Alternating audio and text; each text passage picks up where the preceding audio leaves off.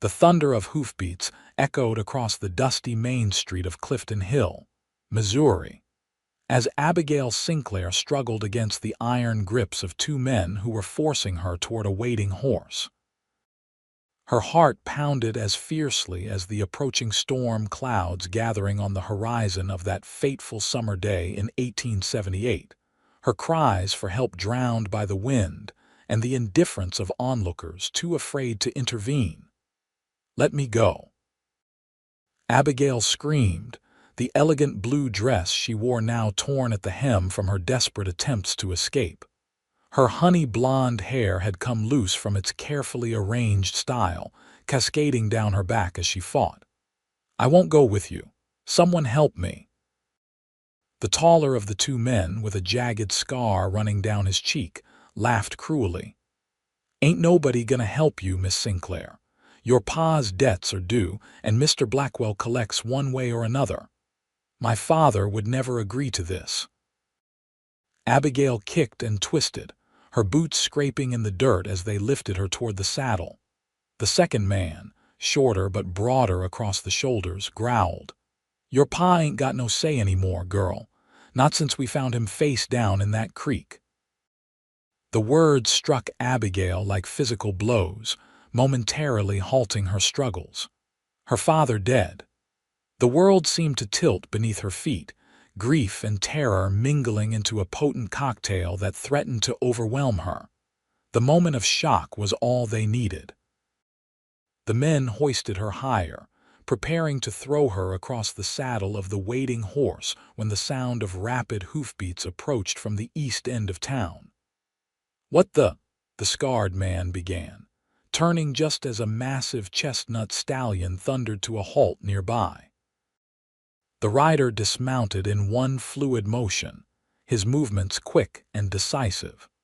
Tall and broad-shouldered, his face partially obscured by the shadow cast by his hat, he moved with the confidence of a man who knew his own strength. "I believe the lady said no," the newcomer stated, his voice deep and steady. The scarred man sneered. "Mind your business, stranger, unless you're looking to die today. Hurting a woman in broad daylight on Main Street seems like everybody's business," the newcomer replied, stepping closer.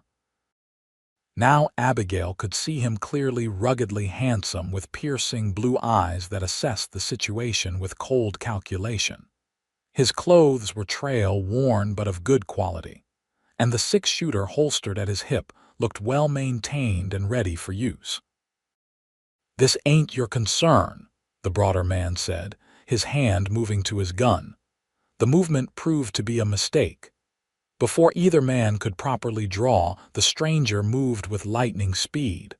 A swift punch connected with the scarred man's jaw, sending him staggering backward. As the broader man fumbled with his weapon, the stranger's boot connected with his knee with a sickening crack, dropping him to the ground with a howl of pain. The scarred man recovered enough to lunge forward, but the stranger sidestepped and delivered another punishing blow that sent him sprawling into the horse trough with a tremendous splash. In the confusion, Abigail had fallen to the ground.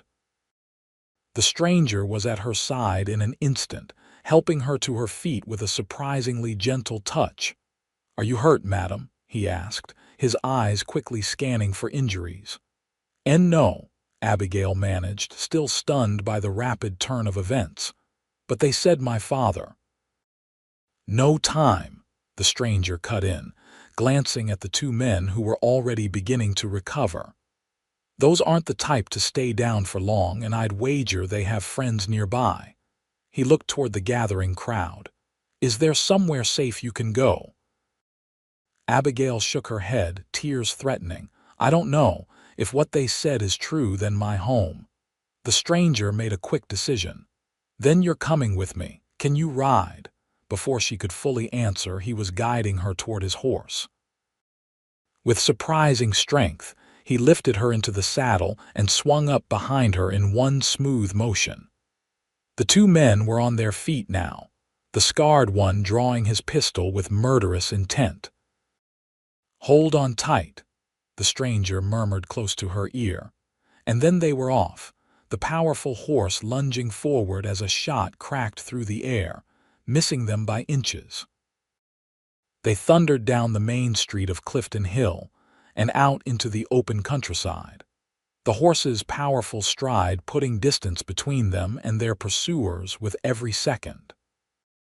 Abigail clung to the saddle horn, the stranger's arm around her waist the only thing keeping her from falling as they raced away from the town that had been her home for all 22 years of her life. "Where are we going?" she shouted over the wind and the pounding of hooves. "Somewhere safe," he answered, guiding the horse off the main trail and into a stand of cottonwoods that followed the path of a shallow creek. Only when they were deep within the shelter of the trees did the stranger slow their pace, listening carefully for sounds of pursuit. The horse's breathing was heavy but controlled, suggesting it was used to such exertions. "I think we've lost them for now," he said, finally allowing the horse to stop in a small clearing. He dismounted first, then reached up to help Abigail down. Her legs trembled as her feet touched the ground, the reality of what had just happened crashing over her in waves. The stranger steadied her with a strong hand. "Thank you," she said, finally looking up into the face of her rescuer. "I don't even know your name." "Yates." "Yates Preston," he replied, removing his hat briefly in a gesture of courtesy that seemed at odds with the dangerous competence he displayed moments earlier. "And you are?" "Abigail Sinclair," she answered, her voice catching. "Those men, they said my father is dead, that he owed money to someone named Blackwell." Yates's expression darkened. "Victor Blackwell, I know the name. He's been buying up land all over the county by fair means or foul." He led the horse to the creek, allowing it to drink. "Is there anyone else who might help you? Family, friends?" Abigail shook her head, struggling to contain her emotions. "My mother died years ago. It's been just father and me since I was 12. We have had the mercantile in town." She paused, a thought striking her. "Mrs. Caldwell at the boarding house might help, but if Blackwell's men are looking for me—" "They'd check there first," Yates finished her thought. He considered for a moment. "My cabin's about 3 hours' ride from here. It's not much, but it's defensible and off the main trails. We can go there, figure out our next move." Abigail regarded him warily. "Why are you helping me, Mr. Preston? You don't know me." A shadow crossed his face. "Let's just say I've seen what happens when good people don't step in to stop men like Blackwell." He adjusted his gun belt. "Besides, no decent man stands by while a lady's being manhandled in the street." There was something in his tone, a combination of conviction and old pain, that made Abigail trust him despite the circumstances. Or perhaps it was simply that she had no choice. "Thank you," she said again, more firmly this time. "I don't know how I'll repay you, but I will." Yates shook his head. "Let's worry about keeping you alive first. Rest a few minutes, then we need to move. They'll be organizing a proper search soon." While the horse rested, Yates explained that he'd been in Clifton Hill to sell furs and restock supplies when he'd witnessed her predicament. He was, by trade, both a trapper and occasional guide for hunting expeditions, living mostly in solitude in the forested hills to the north. After allowing the horse a brief respite, they set off again, this time at a more sustainable pace. Yates kept them off the main trails, following game paths and creek beds that would be difficult to track. As they rode, Abigail found herself growing increasingly aware of the man whose chest pressed against her back, whose arms occasionally brushed hers as he guided the horse. Despite the circumstances, or perhaps because of them, she felt oddly secure in his presence. The sun was beginning to set when they finally approached a small cabin nestled against a rocky outcropping, partially concealed by tall pines. Smoke curled lazily from the stone chimney, suggesting someone was home. Abigail tensed. "I thought you lived alone." "I do," Yates replied, immediately alert. He pulled the horse to a stop behind a thicket. "Wait here." He dismounted silently, drawing his pistol as he crept toward the cabin. Abigail watched, heart in her throat, as he approached with the caution of a man well accustomed to danger. He circled the structure once, peering through the single window before moving to the door. A moment later, he motioned for her to join him. "It's safe," he called softly. "Just my friend Samuel. He sometimes checks on the place when I'm gone." Relieved but still wary, Abigail dismounted and made her way to the cabin. Inside, a Native American man of middle years was tending a small fire in the hearth. He looked up as they entered, dark eyes assessing Abigail curiously. "Samuel, this is Miss Abigail Sinclair," Yates introduced. "Miss Sinclair, Samuel 2 Rivers. He's Osage and the best tracker this side of the Mississippi." Samuel nodded in greeting. "The fire was cold when I arrived," he explained to Yates. "I thought you might return tonight." "We're fortunate you were here," Yates replied. "Miss Sinclair is in trouble, Blackwell's men." Samuel's expression hardened at the name. "That explains the riders." 4 men asking questions at Jackson's Creek. "Already," Yates frowned.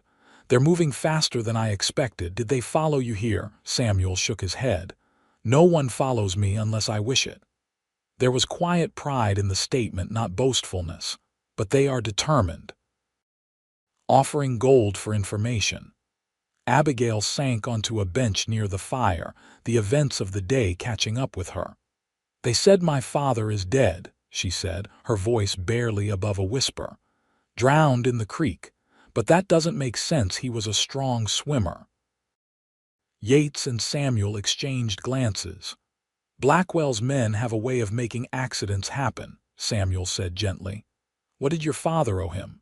Yates asked, pouring water from a pitcher into a cup and offering it to her. Abigail took the water gratefully. "Nothing, as far as I know. Our mercantile was doing well. We even expanded last year." She frowned, trying to make sense of it. "Father did mention someone making offers to buy the store recently, but he wasn't interested in selling." "The store sits on the corner of Main Street and River Road, doesn't it?" Yates asked. Abigail nodded. "Prime location," he muttered, "especially if someone was looking to control commerce in the town." Samuel moved to the window, peering out at the darkening forest. "I should go watch the trails, see what they're planning." "Be careful," Yates cautioned. "These aren't ordinary thugs." Samuel smiled thinly. "Neither am I, my friend." He nodded respectfully to Abigail. "Miss Sinclair, I am sorry for your father. He was known as an honest man." After Samuel left, Abigail felt the full weight of her situation descend. She was alone in a cabin with a man she'd met only hours ago, her father likely dead, her home unsafe to return to, and dangerous men searching for her. The enormity of it all threatened to overwhelm her. Yates seemed to sense her distress. "You should eat something," he said, moving to a small pantry area. "Nothing fancy, I'm afraid." "I'm not hungry," Abigail replied automatically, though she couldn't remember when she'd last eaten. "You need your strength," he insisted, putting together a simple meal of jerky, hard cheese, and slightly stale bread. "Tomorrow we'll figure out what to do, but tonight you need to rest." The simple practicality of his words grounded her, and Abigail found herself accepting the food. They ate in relative silence, the crackling of the fire and the occasional hoot of an owl outside the only sounds disturbing the quiet. "You can take the bed," Yates said when they'd finished eating. "I'll sleep by the fire." Abigail glanced at the narrow cot against the far wall. "I couldn't possibly displace you. You're not," he interrupted firmly. "I sleep out here half the time anyway. More comfortable for me." Something in his tone suggested it wasn't entirely true, but Abigail was too exhausted to argue. She thanked him and retired to the small alcove where the bed was situated. Despite her exhaustion, sleep eluded her as her mind replayed the day's events in an endless loop. From her position, she could see Yates sitting by the fire, cleaning his pistol with practiced efficiency. In the flickering light, his profile was strong and defined, his expression distant as though his thoughts were far away. "Mr. Preston," she called softly. He looked up immediately. "Yes, do you think? Is there any chance my father could still be alive?" Yates considered the question carefully before answering. "I won't lie to you, Miss Sinclair. If Blackwell's men said he's dead, the chances aren't good. But until we know for certain, there's always hope." It wasn't the reassurance she wanted, but Abigail appreciated his honesty. "Thank you for everything today. I don't know what would have happened if you hadn't intervened." A shadow passed over his face. "No need to thank me. Try to get some sleep now." As Abigail finally drifted off, she couldn't help but wonder about the man who had risked his life for a stranger. There was a story there, she could sense it in the way he carried himself, in the glimpses of emotion that occasionally broke through his controlled exterior. Whatever had brought Yates Preston to that moment on the streets of Clifton Hill, she was profoundly grateful for his presence. Little did she know that their paths crossing would alter both their lives irrevocably, setting in motion events that would test their courage, loyalty, and eventually, their hearts. Morning arrived with golden light filtering through the cabin's single window. Abigail woke disoriented, momentarily forgetting where she was until the events of the previous day came rushing back. She sat up quickly, her gaze immediately seeking out her rescuer. Yates was already awake, standing by the doorway in quiet conversation with Samuel, who must have returned during the night. They spoke in hushed tones, but their serious expressions told Abigail the news wasn't good. "Good morning," she said, smoothing her wrinkled dress as best she could and trying to tame her tangled hair with her fingers. Both men turned, Samuel nodding in greeting while Yates offered a small smile that didn't quite reach his eyes. "How did you sleep?" Yates asked, moving to pour her a cup of coffee from the pot simmering over the fire. "Better than I expected," Abigail admitted, accepting the steaming cup gratefully. The rich aroma was comforting, a small piece of normalcy in her upended world. "Any news?" The men exchanged glances before Yates answered. "Samuel's been watching the roads. Blackwell's men are still searching, and they've spread the word that you're wanted for theft." "Theft?" Abigail nearly dropped her cup in shock. "That's absurd. What could I possibly have stolen?" "According to them, documents proving your father's debt to Blackwell," Samuel explained. "They claim you took them before fleeing town." Abigail shook her head vehemently. "That's preposterous. My father kept meticulous records. If he owed anyone money, I would know about it." "It's just a pretext," Yates said grimly. "A way to get the law on their side. Sheriff Mills isn't Blackwell's man, at least not yet, but he'll have to act on formal charges." Abigail sank onto the bench, trying to process this new development. "And my father, have you heard anything?" Samuel's expression softened with sympathy. "I am sorry, Miss Sinclair. I spoke with a friend who works at the undertaker's in town. They brought in your father's body yesterday morning. The official cause is drowning, but—" "But what?" Abigail pressed, even as tears filled her eyes. "My friend said there were bruises on his throat," Samuel finished quietly. "Not consistent with an accidental drowning."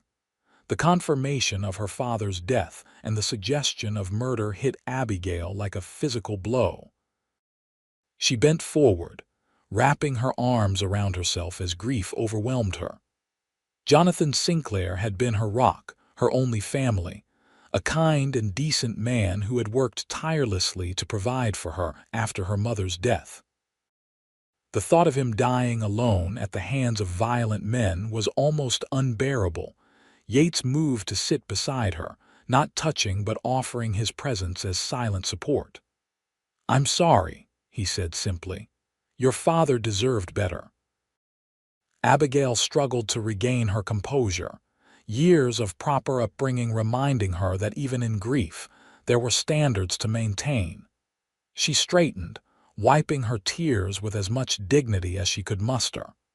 What do we do now? She asked, voice steadier than she felt. First, we need to understand why Blackwell wants you, Yates said. The store location is valuable, but kidnapping the owner's daughter seems extreme even for him. Samuel nodded agreement. There must be more to it. The only unusual thing, Abigail said thoughtfully, was that my father received a letter about 2 weeks ago that seemed to upset him. He wouldn't tell me what it was about, just that he needed to set things right. Did he say anything else? Yates pressed. Abigail frowned, trying to recall. He mentioned visiting our old family cabin up in the hills, said there was something there he needed, but he never when he was too busy with the store. Where is this cabin? Samuel asked, suddenly alert. About 15 miles north of town, near Eagle Rock. My grandfather built it, but we haven't used it in years. She paused, realization dawning. You think that's where he hid whatever Blackwell is looking for? It's possible, Yates said, standing, and it might be our only lead. I'll go, Samuel offered. I can move faster alone. Yates shook his head. Too risky. If Blackwell's men are watching the cabin, you'd be walking into a trap. Besides, we don't know what we're looking for. I should go, Abigail said firmly. I know the cabin and I might recognize whatever my father wanted to retrieve. Out of the question, Yates replied immediately. It's too dangerous. Mr. Preston, Abigail said, drawing herself up to her full height, which was still nearly a foot shorter than him. My father has been murdered. My home and business are no longer safe for me. I am being hunted by dangerous men for reasons I don't understand. I will not sit here hiding while others risk their lives on my behalf. Yates studied her for a long moment, something like respect flickering in his eyes. You're braver than most men I've known, Miss Sinclair, but courage alone won't stop a bullet. Then teach me to shoot, she countered. I'm a quick learner. Samuel made a sound that might have been a suppressed laugh. When Yates glared at him, the Osage man merely shrugged. She reminds me of your sister. A flash of pain crossed Yates's face at the mention of his sister, so brief Abigail might have imagined it. He sighed heavily. Fine. We'll all go, but we'll take precautions. He fixed Abigail with a stern look. And you'll do exactly as I say without question. This isn't a game. I understand, she agreed solemnly. When do we leave? Tonight, Yates decided. We'll travel after dark when we're harder to spot. Samuel, can you find us horses? My stallion's strong, but he can't carry 3, Samuel nodded. There's a farm 2 miles east. The owner owes me a favor. As Samuel left to secure additional horses, Yates busied himself with preparations, checking supplies and weapons with the efficiency of a man accustomed to planning in uncertain circumstances. Abigail, feeling useless, offered to help. You can refill these, Yates said, handing her several canteens. There's a spring about 50 yards behind the cabin. Follow the path, can't miss it. Grateful for the task, Abigail took the canteens and stepped outside. The day was warm, the forest around the cabin alive with birdsong and the rustling of leaves in the gentle breeze. It seemed surreal that such peace could exist when her world had been so violently disrupted. The spring was where Yates had described, a clear pool bubbling up from between moss-covered rocks. As Abigail filled the canteens, she caught her reflection in the water and hardly recognized herself.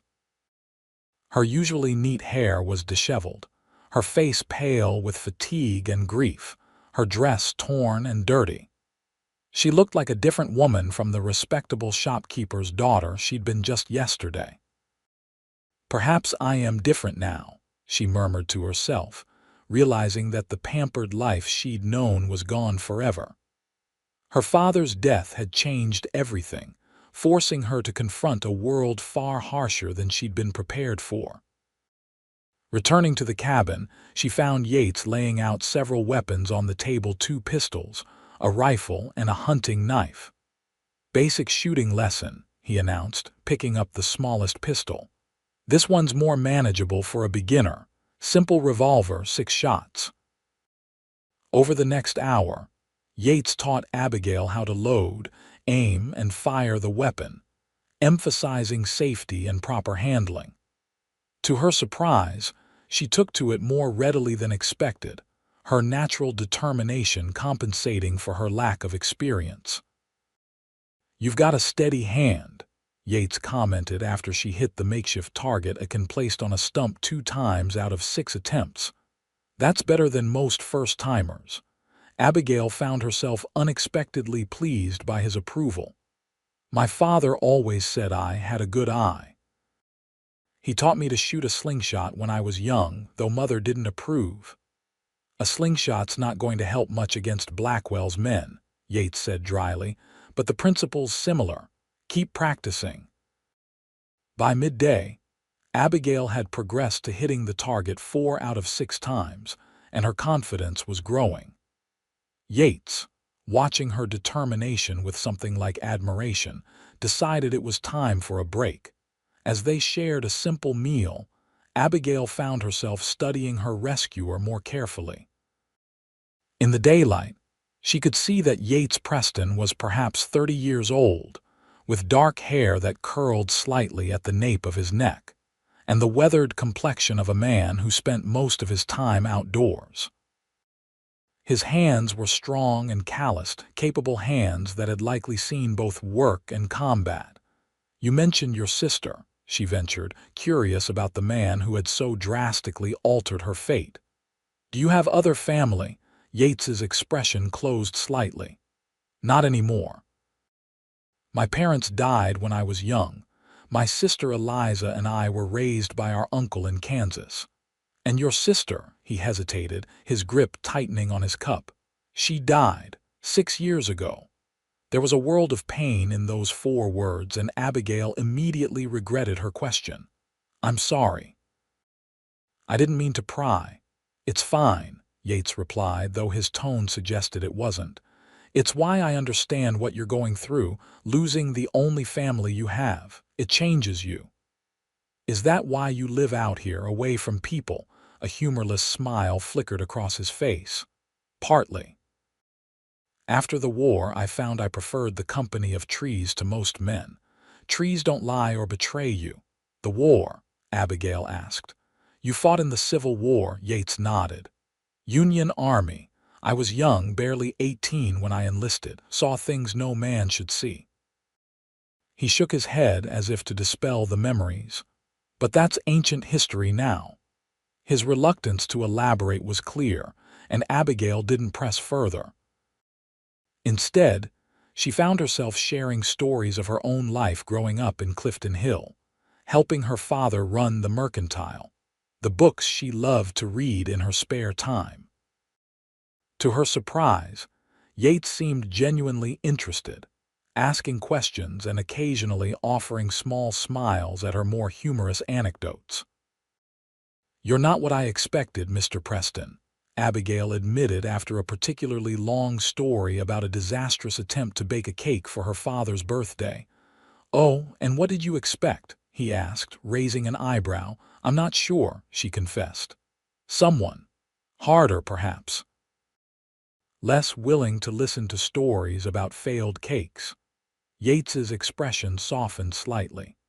"Don't mistake caution for callousness, Miss Sinclair. I've seen enough hardship to value small moments of lightness when they come." There was something in his gaze, then a warmth that hadn't been there before, that made Abigail's heart beat just a little faster. She looked away first, suddenly self-conscious of the disheveled state of her appearance. "I must look a fright," she murmured, attempting to smooth her hair again. "You look like someone who's survived," Yates replied simply. "There's no shame in that."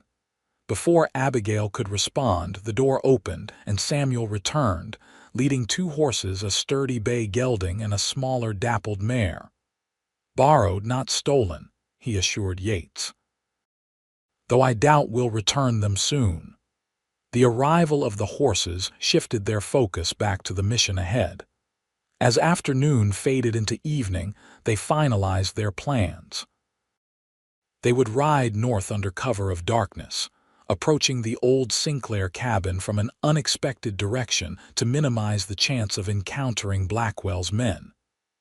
If all went well, they would reach the cabin before dawn, search it quickly, and be gone before anyone realized they had been there. As dusk fell, Abigail changed into clothes Samuel had brought: simple men's trousers, a shirt, and a jacket that would allow her to ride more comfortably and attract less attention on the trail. She felt strange in the masculine attire, but had to admit it was far more practical than her torn dress. When she emerged from the cabin's small back room, she found Yates waiting with the horses, his expression unreadable as he took in her transformed appearance. "Those suit you better than they should," he commented, helping her secure her hair under a battered hat. "Stay close to me on the trail.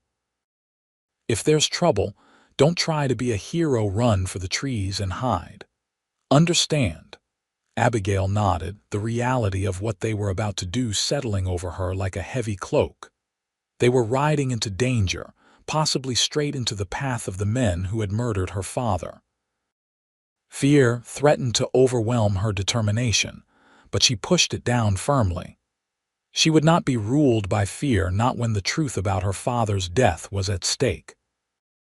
As they mounted their horses and set off into the gathering darkness, Abigail cast one last glance at the cabin that had been her sanctuary for the past 24 hours.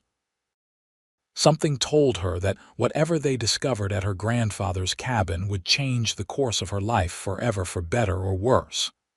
The night enfolded them as they rode single file through the forest, Samuel leading, Abigail in the middle, and Yates bringing up the rear. The only sounds were the soft footfalls of their horses and the occasional call of a night bird. Above them, stars emerged one by one, indifferent to the human drama unfolding beneath their ancient light. Abigail couldn't help but wonder what her father would think of her now, riding through the night with 2 men she barely knew, wearing men's clothing, a pistol tucked into her belt. Jonathan Sinclair had raised his daughter to be a lady, but he had also taught her the value of courage and determination. Somehow, she felt he would understand. As they rode deeper into the wilderness, the bond forming between Abigail and her unlikely protector strengthened, though neither would have admitted it. United by circumstance and a common enemy, they were being drawn together by forces beyond their control, forces that would soon test them in ways neither could imagine. The journey to the Sinclair cabin proved more arduous than expected. What should have been a straightforward ride became complicated when they encountered a washed-out bridge over Sullivan's Creek, forcing them to make a 5-mile detour. Then, Samuel spotted fresh tracks that suggested riders had passed through recently, heading in the same direction they were. "Blackwell's men?" Yates asked in a hushed tone when they paused to water the horses at a small stream. Samuel nodded grimly. 4, maybe 5, moving fast. They know where they're going." "How could they have found out about the cabin?" Abigail whispered, dismay evident in her voice.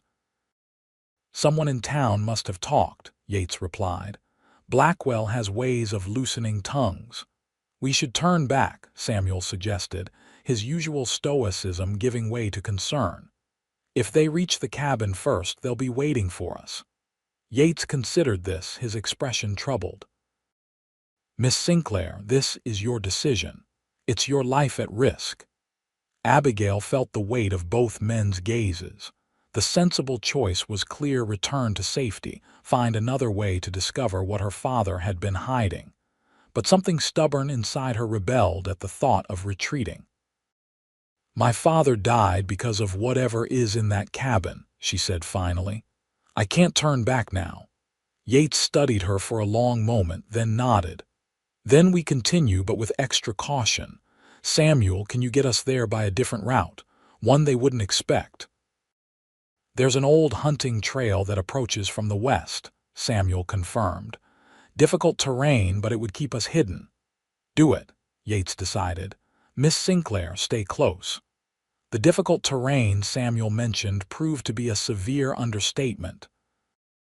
The hunting trail was little more than a deer path in places, winding through dense underbrush and across rocky slopes that seemed designed to break a horse's leg. Their pace slowed to a crawl, and more than once Abigail found herself dismounting to lead her mare through particularly treacherous sections. Despite the challenges, they pressed on, driven by determination and the growing sense that time was running out. The night deepened around them, the moon occasionally breaking through the clouds to illuminate their path before plunging them back into darkness. It was nearly 3 in the morning when Samuel raised his hand, signaling them to stop. Ahead, barely visible through the trees, stood a small cabin nestled against the side of a hill. No lights burned in its windows and no horses were visible nearby, but the silence felt watchful, tense. "Wait here," Samuel whispered, sliding from his horse with fluid grace. "I'll scout ahead." Yates and Abigail waited in tense silence as Samuel disappeared into the shadows. Minutes stretched endlessly until he finally returned, his expression grave. "2 men at the back door," he reported quietly. "Armed. More inside, I think. They're searching." "Damn," Yates muttered. "They beat us here." "What do we do now?" Abigail asked, frustration evident in her voice. Yates considered their options. "They must not have found what they're looking for yet, or they wouldn't still be searching. That gives us an advantage." "How so?" Abigail frowned. "You know this cabin." "They don't." Yates turned to her, his expression intent. "Is there anywhere special your father might have hidden something? A place only family would know about?" Abigail closed her eyes, thinking back to childhood visits to the cabin. "There's a loose floorboard under the rug by the fireplace. Grandfather used to hide candy there for me, and—" Her eyes flew open. "The stone in the fireplace. The 3rd stone from the bottom on the right side it comes out. There's a space behind it." "Perfect," Yates nodded. "Now we just need to get inside." "There's a root cellar," Abigail remembered suddenly. "The entrance is outside, covered with brush. It connects to the cabin through a trapdoor in the pantry floor." Samuel and Yates exchanged impressed glances. "That could work," Samuel said, "if they don't know about it." They left the horses secured deep in the woods and approached the cabin on foot, keeping to the deepest shadows. Samuel led them in a wide arc, avoiding the men guarding the back door. The root cellar entrance was exactly where Abigail remembered, though years of neglect had caused it to be almost completely overgrown with vegetation. Working silently, they cleared just enough of the brush to open the weather-worn wooden doors. The hinges protested slightly, causing all 3 to freeze, but no alarm was raised from the cabin above. One by one, they descended into the musty darkness of the cellar. The air was thick with the smell of earth and old potatoes, the darkness nearly absolute. Yates struck a match, revealing stone walls lined with empty shelves and a dirt floor worn smooth by years of footsteps. At the far end, a narrow wooden staircase led up to what Abigail knew was the trapdoor into the pantry. "Stay behind me," Yates whispered, drawing his pistol. "If there's trouble, get back down here and run." They ascended the stairs carefully, pausing to listen at the trapdoor. The sound of men's voices filtered down to them, rough, impatient voices complaining about the fruitless search. "We've torn the place apart, Jennings," one voice growled. "There's nothing here. Keep looking," another replied sharply. "Blackwell says it has to be here. Sinclair didn't have time to move it anywhere else." What exactly are we looking for anyway? A document. Some kind of deed or map. Blackwell wasn't specific. Just said we'd know it when we saw it. Yates caught Abigail's eye, raising a questioning eyebrow. She shook her head slightly. She had no idea what document they could be referring to. They waited, tense and still, until the voices moved away from the pantry area. Then, with exquisite care, Yates eased the trapdoor open just enough to peer through. After a moment, he pushed it open further and slipped through, motioning for Abigail to follow. Samuel came last, easing the trapdoor closed behind them. The pantry was small and dark. Shelves once stocked with preserves now mostly empty save for a few dusty jars. They could hear men moving in the main room of the cabin, the sounds of furniture being overturned and floorboards being pried up. Yates put his mouth close to Abigail's ear. "Where's the fireplace from here?" "Main room," she breathed back. "We'd have to cross open space to reach it." Samuel tapped Yates's shoulder and pointed to a small window at the back of the pantry. He mimed creating a distraction, then pointed outside. Yates nodded understanding. Samuel slipped back through the trapdoor, leaving Yates and Abigail to wait in tense silence. Minutes later, they heard a commotion from the front of the cabin, shouting, followed by the sound of running boots. "Someone's outside," a voice called. "By the trees." The cabin door slammed as men rushed out in pursuit of the phantom intruder Samuel had created. Yates immediately moved to the pantry door, checking the main room before motioning Abigail forward. "Quick," he urged. "We won't have long." They crossed to the fireplace, where Abigail knelt and felt along the stones. "This one," she whispered, pushing against the third stone from the bottom on the right side. It resisted at first, then moved inward with a scrape of stone against stone. Reaching into the dark cavity revealed, Abigail's fingers touched something wrapped in oilcloth. She pulled it out just as they heard boots on the porch. The men were returning. "Back to the pantry," Yates hissed, grabbing her arm. They barely made it back through the pantry door when the cabin door burst open. Crouching in the darkness, they heard angry voices. "Nothing out there but shadows," someone complained. "Waste of time." "Keep searching," the man called Jennings ordered. "It's here somewhere."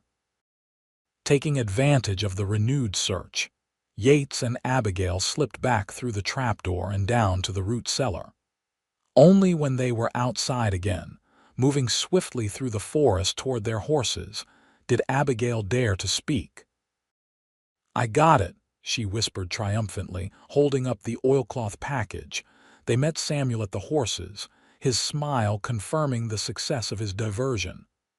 "What did you find?" he asked as they mounted quickly. "We'll see when we're safely away," Yates replied, helping Abigail onto her mare. "Let's move." They rode hard for an hour, putting distance between themselves and the cabin before finally stopping in a secluded clearing to rest the horses. Only then did Abigail unwrap her precious find, revealing a stack of yellowed papers bound with twine. "Letters," she said, surprised. "And this looks like a deed." She squinted in the dim pre-dawn light, trying to make out the faded writing. "Property records for Eagle Mountain Mine." Yates's expression changed. "Eagle Mountain, are you sure?" Abigail nodded, confused by his reaction. "Yes, it's dated 1863. My father's name is on it, along with two others, William Hargrove and Victor Blackwell." "Blackwell," Yates repeated, his voice hard. "I suspected as much." "But what does it mean?" Abigail asked, scanning the documents. "Why would my father be in business with Blackwell?" "The Eagle Mountain mine was thought to be played out by 65, Samuel explained. "Many miners died there, cave-ins, bad air. It was abandoned. Until recently," Yates added grimly. "There have been rumors that Blackwell's been secretly reopening old mines if he found new silver deposits." "He'd want sole ownership," Abigail finished, understanding dawning. And with my father dead and this deed missing. He could claim it all, Yates confirmed. These papers prove your father was a legal partner. Without them, Blackwell gets everything. Abigail continued reading through the letters, her expression growing more troubled.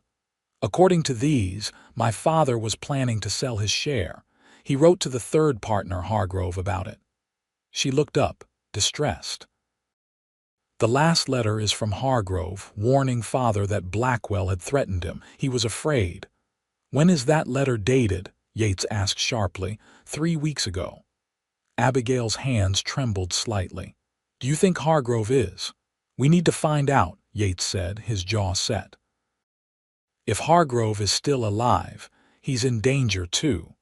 And he might be the only witness who can help us prove Blackwell murdered your father.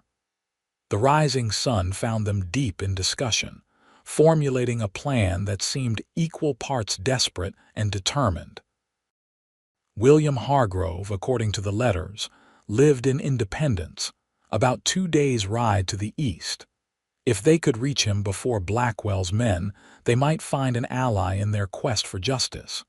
But first, they needed to ensure the precious documents were safe. After much debate, they decided to split up. Samuel would take the original deed and half the letters to a trusted friend in the Osage village to the north. While Yates and Abigail would head to Independence with copies Samuel would make, and the remaining letters. If Blackwell's men catch one group, the other still has proof, Yates explained. Abigail agreed with the logic, though the prospect of separating from Samuel, whose quiet competence had become reassuring, was unsettling. Still, she trusted Yates's judgment, and the bond forming between them gave her courage she hadn't known she possessed. As they prepared to part ways, Samuel took Abigail's hand in a gesture uncharacteristic of his usual reserve. "You are stronger than you know, Miss Sinclair," he said solemnly. "Your father would be proud."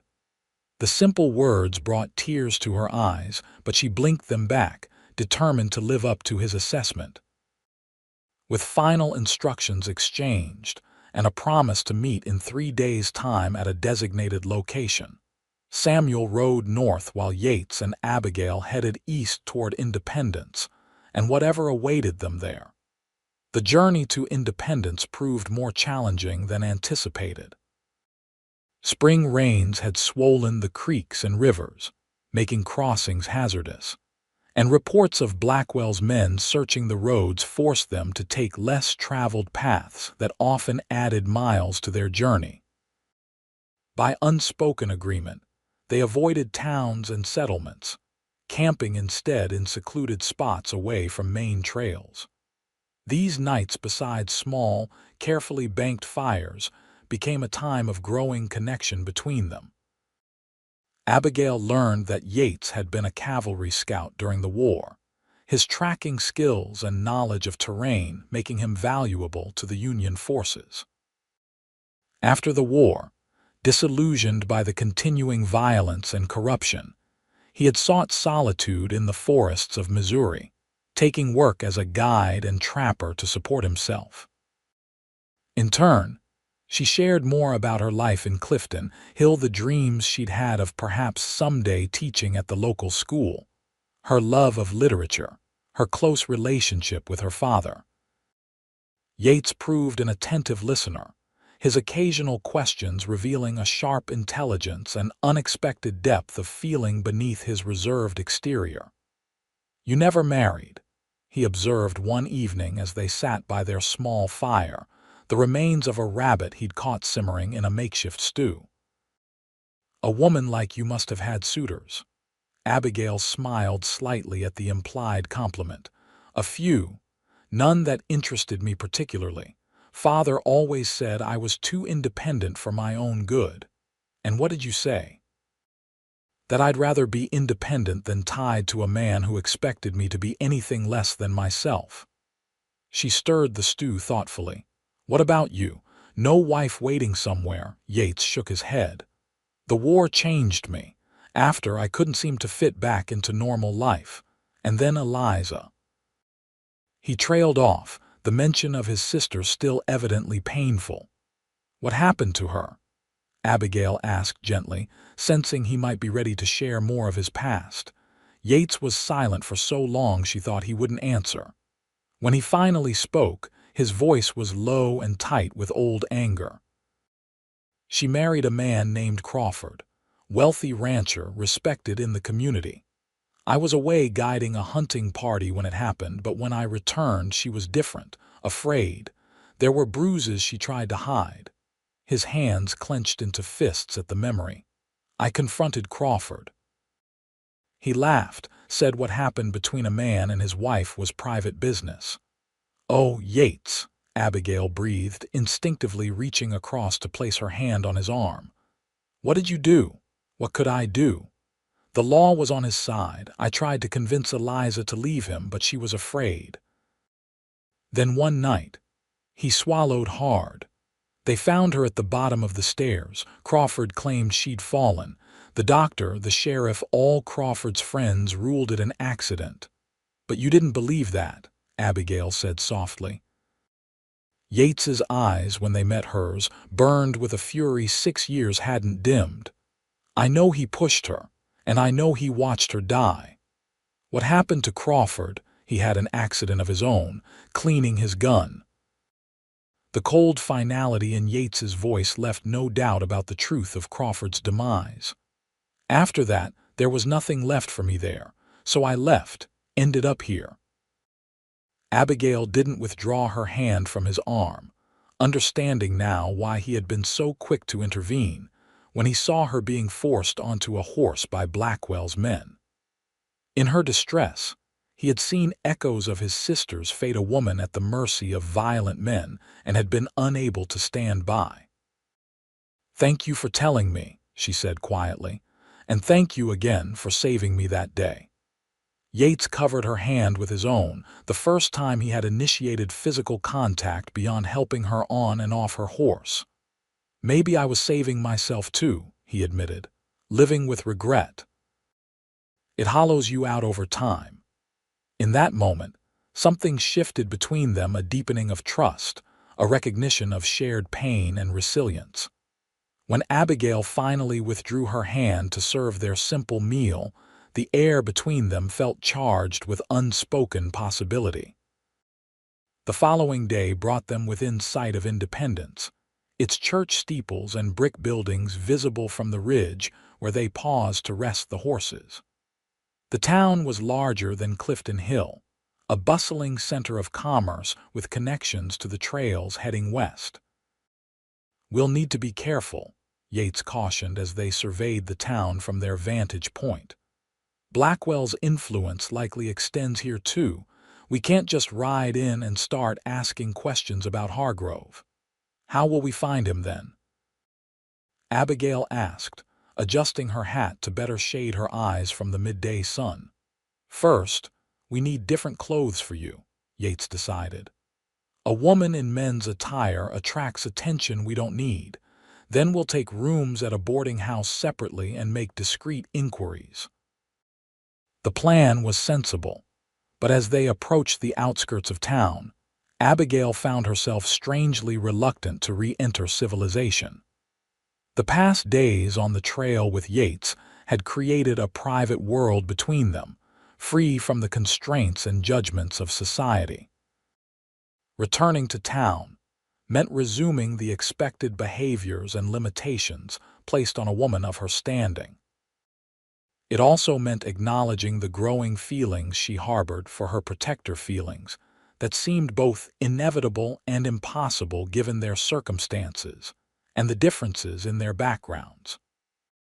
Yates, too, seemed more tense as they neared the town, his eyes constantly scanning for threats, his responses growing shorter.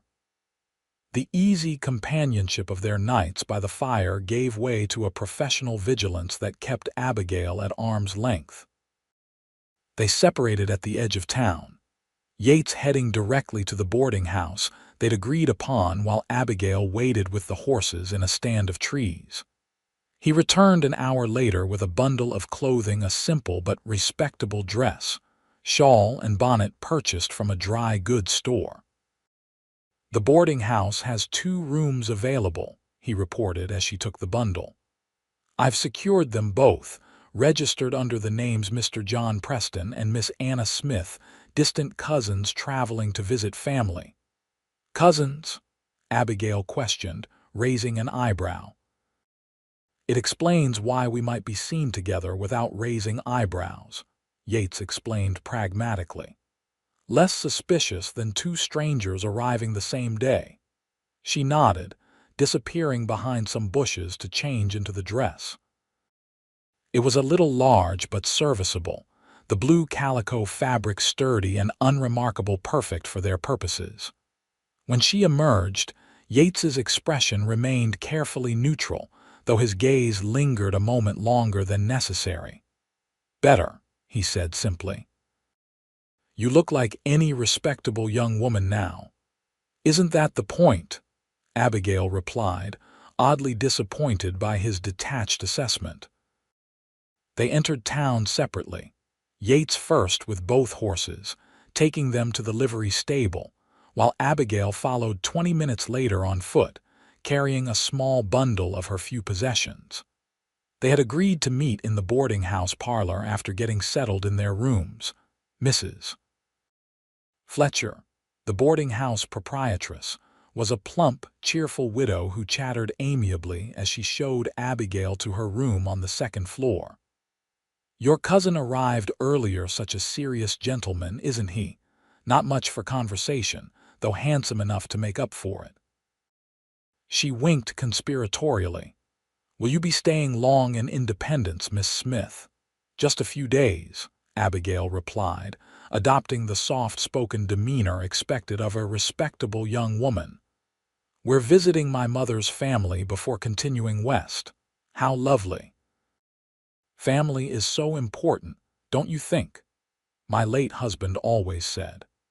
Abigail listened politely to Mrs. Fletcher's reminiscences, careful to maintain her fabricated identity while gleaning what information she could about the town. By the time the landlady finally left her to unpack, she had learned several useful facts. Independence was indeed experiencing a minor boom due to renewed mining activity in the area. Victor Blackwell was known as an investor in several local businesses, and most crucially William Hargrove was a retired banker who lived on Cedar Street, though he had been ill recently and rarely left his home. This last piece of information she shared with Yates when they met in the boarding house parlor an hour later, careful to keep their conversation casual in case of eavesdroppers. "Cousin John, Mrs. Fletcher mentioned that mother's old friend Mr. Hargrove has been unwell," she said as Yates joined her near the window. "Perhaps we should pay him a visit tomorrow to convey mother's regards." Yates caught on immediately. "A fine idea, Anna. I'm sure he would appreciate the courtesy." Their eyes met in silent communication. They had their target, and would move the next morning. Until then, they would maintain their cover and rest from their journey. Dinner at the boarding house proved an unexpected challenge. Seated in the dining room with 4 other guests, a drummer selling farm equipment, an elderly couple visiting their grandchildren, and a young lawyer recently arrived to set up practice, Abigail and Yates were forced to elaborate on their fictional backgrounds, creating a web of half-truths that required constant vigilance to maintain. Yates, Abigail discovered, was surprisingly adept at this deception, weaving plausible details into their story with a naturalness that suggested previous experience in such matters. She followed his lead, careful not to contradict anything he established. "And how is your mother these days, Miss Smith?" the elderly lady asked kindly over dessert. "Very well, thank you, Mrs. Thornton," Abigail replied, recalling the fictional history Yates had established. "The mountain air in Colorado agrees with her cough." "Such a blessing," Mrs. Thornton nodded. "And Mr. Preston, You mentioned you work in the freight business. How fascinating." "Hardly fascinating, madam," Yates replied with a modest smile that transformed his usually serious face. "But it pays the bills and lets me see the country." The young lawyer, Mr. Daniels, who had been watching Abigail with poorly disguised interest throughout the meal, leaned forward. "Independence is seeing quite a boom in shipping these days, Mr. Preston. You might find opportunities here." "Is that so?" Yates responded, his tone politely interested, though Abigail could see the calculation behind his eyes. Any information could be useful. "Indeed. The mine's reopening has meant increased demand for supplies going in and ore coming out. A man with experience in freight could do well." Daniels glanced at Abigail as he added, "Perhaps well enough to settle down." The implication was clear, and Abigail felt Yates tense beside her. Before he could respond, she stepped in smoothly. "Cousin John isn't one for settling, Mr. Daniels. Mother always says he has wandering feet, just like his father." "A pity," Daniels replied, his smile directed entirely at her. "For those who might wish to keep his company." The conversation shifted to other topics, but Abigail remained aware of both Daniels's continued interest in her and Yates's growing irritation beside her. When dinner finally concluded, Yates suggested a short walk to see the town before retiring, clearly eager to speak privately. Once outside in the cool evening air, away from curious ears, his controlled facade cracked slightly.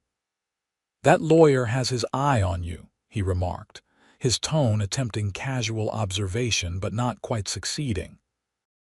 "He's just being friendly," Abigail replied, though she had certainly noticed Daniels's attention. "He's looking for a wife to complete his new practice," Yates said bluntly. "A respectable young woman like Miss Smith would suit his purposes admirably." Abigail glanced at him, surprised by the edge in his voice. "Are you concerned his interest might compromise our cover?" Yates didn't answer directly. "We need to find Hargrove first thing tomorrow, get the information we need, and move on. The longer we stay in one place, the greater the risk." "I agree," she said carefully, studying his profile in the lamplight. "Is there something else bothering you, Yates?" He stopped walking, turning to face her with an intensity that made her breath catch. For a moment, it seemed he might say something significant, something that would acknowledge the unspoken tension growing between them. Then his expression closed and he stepped back slightly. "We should return to the boarding house," he said, his voice neutral once more. "Tomorrow will be a long day." Disappointment washed through Abigail, though she knew his caution was warranted. Their mission had to take precedence over personal feelings, regardless of how compelling those feelings might be becoming.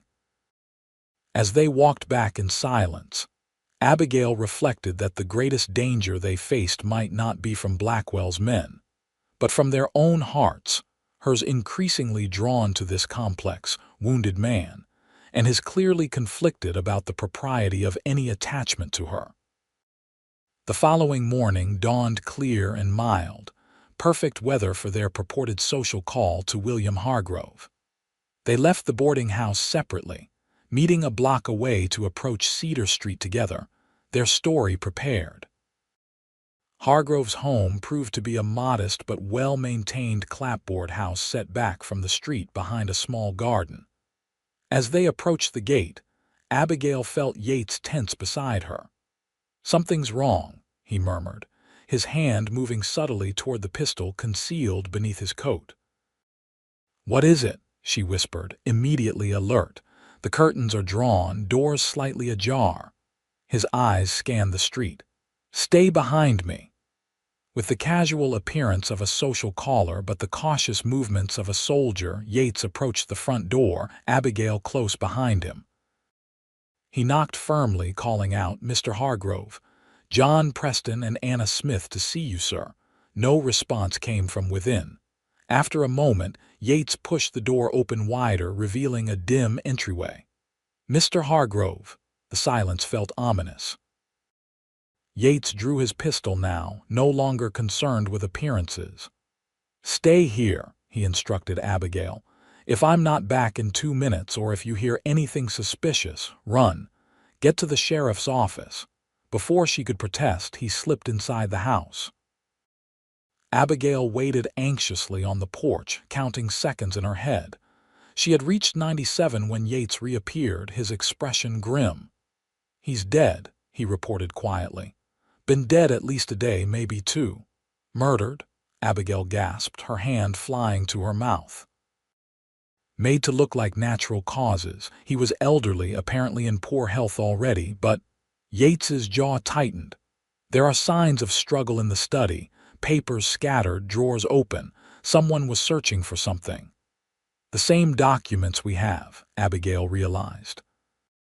"Blackwell's men got here before us. We need to leave now," Yates urged, guiding her quickly down the garden path, "before someone notices the open door and raises an alarm." They had just reached the street when a voice called out behind them, "Excuse me, you there, stop." Turning, they saw a middle-aged man hurrying toward them from the neighboring house, his expression concerned. "Were you calling on Mr. Hargrove? I'm Dr. Reynolds, his physician. I was just coming to check on him." Yates made a split-second decision. "Doctor, you should know Mr. Hargrove is dead inside. We came to pay a social call and found the door ajar." The doctor's face fell. "Good Lord. I feared this might happen. His heart was very weak." He scrutinized them more closely. "You're not from Independence, are you? How did you know William?" "My mother was acquainted with him years ago," Abigail improvised quickly. "We were passing through town and thought to pay our respects." "I see," the doctor replied, though his tone suggested skepticism. "Well, I'll need to examine him and notify the authorities." "Would you mind waiting here while I do so? The sheriff will likely want statements." Alarm flashed in Yates's eyes, though his face remained composed. "Of course, doctor. We'll wait right here." As soon as Reynolds entered the house, Yates took Abigail's elbow. "We need to go. Now." "But the sheriff will have questions we can't answer," Yates finished urgently. "Questions that might connect us to Clifton Hill and your father's murder. We can't risk it." Understanding the danger, Abigail nodded, and they walked quickly but not suspiciously away from Hargrove's house, taking a circuitous route back to the boarding house. "Pack your things," Yates instructed as they separated at the door. "Meet me at the livery stable in 15 minutes. Say nothing to anyone about where we're going." In her room, Abigail hastily gathered her few possessions, mind racing. Hargrove's death eliminated their last potential ally and witness against Blackwell. With both her father and Hargrove dead, only the documents they carried provided any proof of Blackwell's scheme. As she hurried toward the livery stable, a sense of being watched prickled at the back of her neck. Glancing casually over her shoulder, she spotted a man she didn't recognize leaning against a storefront, his attention too deliberately focused elsewhere. Remembering Yates's lessons about evading pursuit, she ducked into a millinery shop, smiling apologetically at the proprietress as she made her way to the back door and slipped out into the alley beyond. Taking a roundabout path to the livery, Abigail arrived to find Yates already there, both horses saddled and ready. His relief at seeing her was palpable. "You're late," he said, the worry in his voice belying the simple statement. "I was followed," she explained quickly. "I lost him, I think." Yates's expression darkened. "They know we're here. We need to leave now." He helped her mount, then swung up onto his own horse. "We'll head west out of town, then circle north once we're clear. We need to meet Samuel as planned." As they rode past the outskirts of Independence, Abigail couldn't help feeling they were leaving more questions than answers behind them. Hargrove's death, clearly no coincidence, suggested Blackwell's reach was longer and his determination greater than they had anticipated. "What do we do now?" she asked once they were safely away from town, riding at a steady pace along a little-used trail. "We meet Samuel, combine what evidence we have, and take it to a federal marshal," Yates replied. "Blackwell has too much influence with local law enforcement, but federal authorities might listen, especially with evidence of murder crossing county lines. And if they don't," Yates's expression hardened, "then I'll deal with Blackwell myself." The cold certainty in his voice sent a chill through Abigail. She had glimpsed this side of him before, the capacity for violence born of his experiences in war and personal tragedy. It both frightened and reassured her, knowing he would go to such lengths to protect her and see justice done. They rode hard through the day, stopping only to rest the horses and eat a quick meal from their supplies. By nightfall, they had covered impressive distance, finding shelter in an abandoned hunter's lean-to deep in the woods. As they settled in for the night, the close quarters of the small shelter made their usual careful distance impossible. Sitting side by side before a tiny, well-concealed fire, Abigail found herself acutely aware of Yates's proximity, the warmth of his shoulder occasionally brushing hers as he moved. "I keep thinking about Hargrove," she said softly, breaking the companionable silence. "He must have been so afraid, knowing Blackwell was after him." "At least it was quick," Yates replied grimly. "Small mercy, but still. How can one man have so much power to simply eliminate anyone who stands in his way?" The injustice of it burned in her chest. "Men like Blackwell thrive in the shadows," Yates said, stoking the fire carefully. "They cultivate influence by loyalty or fear, position themselves as pillars of the community while corrupting everything they touch." "Like what happened with your sister," Abigail observed quietly. Yates nodded, his profile stark in the firelight. Crawford was respected, powerful. Who would believe he was beating his wife behind closed doors, even when she died? His voice caught slightly. Even then, the system protected him. Abigail reached out, covering his hand with hers. "But you didn't let him get away with it." "No," Yates agreed, his fingers slowly intertwining with hers. "I didn't." The simple contact of their joined hands sent warmth through Abigail that had nothing to do with the fire. For a long moment, neither spoke, the connection between them deepening in the silence. "Abigail," Yates finally said, his voice lower than usual, "when this is over," a twig snapped outside the lean-to, instantly silencing him. In a fluid motion, he extinguished the fire and drew his pistol, pushing Abigail behind him as he moved to the entrance. Tense seconds passed as they listened to the forest sounds. Then, a soft, distinctive bird call, 3 notes, a pause, 2 more. "Samuel," Yates breathed, returning the call before holstering his weapon. "He's found us." Moments later, Samuel's familiar figure materialized from the darkness. His expression was troubled as he ducked into the lean-to. "You're a day early," Yates said, striking a match to relight the small fire. "What's happened?" "Blackwell's men attacked the Osage village," Samuel replied grimly. "They were looking for me and the documents, 3 dead, including my cousin." "Dear God," Abigail whispered, horrified. "Because of us," Samuel shook his head. "Because of Blackwell, this is not your burden to carry." He produced a leather pouch from inside his shirt. "I secured the original deed before the attack, but Blackwell knows we have it now and he's growing desperate." "Hargrove is dead too," Yates informed him, quickly relating their discovery in Independence. Samuel absorbed this news with a grave nod. "Then we must move quickly. My people are gathering warriors. There will be retaliation for the attack. This could turn into a massacre," Yates warned. The army won't distinguish between justified vengeance and unprovoked attack if Osage warriors start killing white men. I know, Samuel agreed heavily. That is why I came to find you. We need to stop this before more blood is shed on either side. The three of them spent the night planning their next move. The nearest federal marshal was stationed in Jefferson City, a 3-day ride away. If they could reach him with their evidence before Blackwell realized their destination, they might finally find justice through legal channels. But if Blackwell's men intercepted them, or if the marshal proved as corruptible as the local law enforcement, they would need an alternative plan.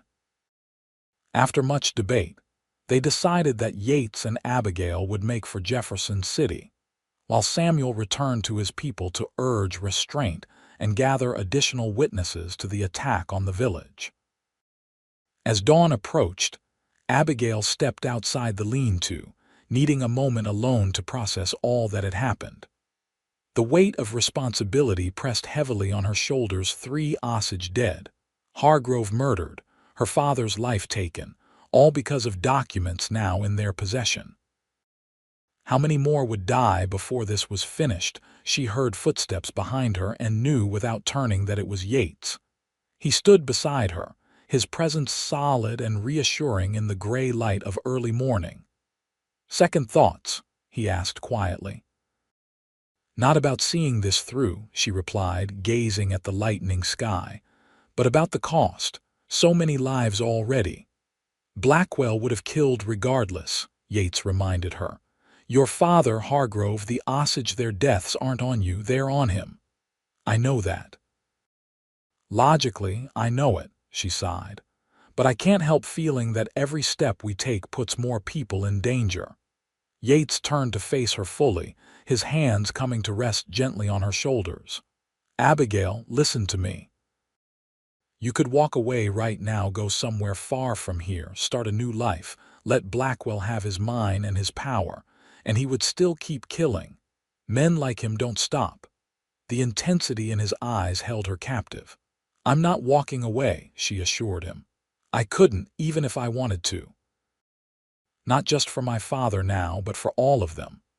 "Good," he said softly, "because I need you with me for this. Your courage, your determination." He paused, seeming to struggle with his words. "You've awakened something in me I thought was dead, Abigail, something I'd buried alongside Eliza." The raw honesty in his voice made her heart race. "Yates, I know the timing is wrong," he continued, his hands tightening slightly on her shoulders. "I know there are 1,000 reasons why I shouldn't say this. But if these past days have taught me anything, it's that life is too uncertain to waste." Before Abigail could respond, Samuel appeared at the lean-to entrance, his expression apologetic but urgent. Riders approaching from the south, at least 4, moving fast. The moment shattered, reality intruding once more. Yates's hands fell from her shoulders as he immediately shifted back into the vigilant protector. "How far?" "Quarter mile, perhaps less," Samuel replied. "We need to move now." They broke camp with practiced efficiency, erasing all signs of their presence before mounting their horses. With a brief farewell to Samuel, who would take a different route to avoid leading the pursuers to his people, Yates and Abigail set off northward, pushing their horses as fast as the rough terrain allowed. The interruption of their intimate moment lingered in Abigail's mind as they rode, Yates's unfinished declaration hanging between them. Whatever he had been about to say would have to wait. Their survival took precedence now. Yet even as they fled from immediate danger, Abigail felt a new certainty growing within her. Whatever happened in the days ahead, whatever dangers they still faced, her path was intertwined with Yates Preston's now. The connection between them, forged in crisis and deepened through shared purpose, had become something neither could deny even if circumstances continued to prevent them from fully acknowledging it. The chase was on, their pursuers relentless as they navigated the challenging terrain toward Jefferson City. Blackwell's men seemed to anticipate their movements, appearing when least expected and forcing them to change course repeatedly. It became a deadly game of cat and mouse across the Missouri countryside, each near miss leaving them more exhausted but more determined. On the second day of their journey, as they forded a swollen creek, disaster struck. Abigail's mare lost footing on the slippery riverbed, throwing her into the rushing water. Yates was off his horse in an instant, plunging into the current after her as she struggled against the powerful flow. "Grab my hand," he shouted over the roar of the water, extending his arm toward her. Abigail fought against panic and the numbing cold of the creek, reaching desperately for him as the current pulled her downstream. Their fingers brushed, missed, then finally locked together. With tremendous effort, Yates pulled her toward him, wrapping an arm around her waist as he battled toward the shore.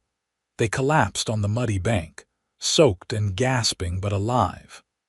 Abigail's mare had made it across, but was favoring one leg clearly injured.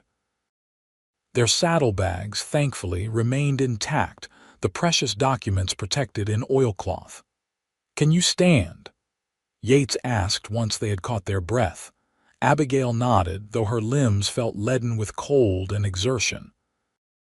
They needed to keep moving. Their pursuers couldn't be far behind, but the mare's injury complicated matters.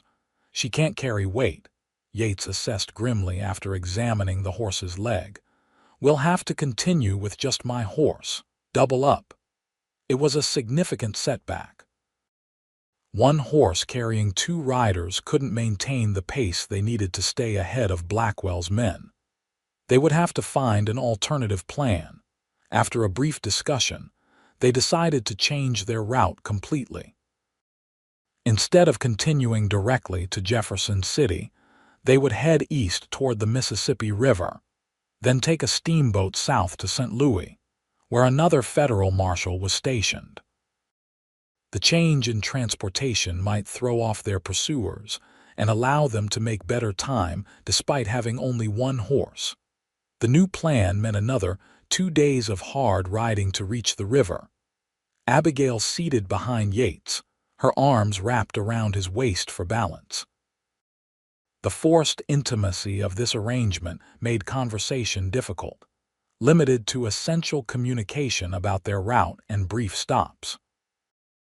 During one such stop, as they rested the horse and shared a meager meal of jerky and stale biscuits, Abigail finally broached the subject of Yates's unfinished declaration from days earlier. "Before we were interrupted," she began cautiously, "you were saying something about feelings you thought were dead." Yates's gaze remained fixed on the horizon as he replied. "This isn't the time, Abigail. When will it be time?" she challenged gently. "We're being hunted across half of Missouri. Every day could be our last. If not now, when?" He turned to her then, his expression a complex mixture of longing and restraint. "If we survive this, when we survive this, I'll say everything that needs saying. I promise you that. But right now, I need to focus on keeping us alive, not on." He gestured vaguely between them. "Not on what I want." "And what is it that you want, Yates?" Abigail pressed, unwilling to let the moment pass again. For an answer, he moved toward her with sudden decision, one hand coming up to cradle her face as his lips met hers in a kiss that started gentle, but quickly deepened into something urgent and unmistakably passionate.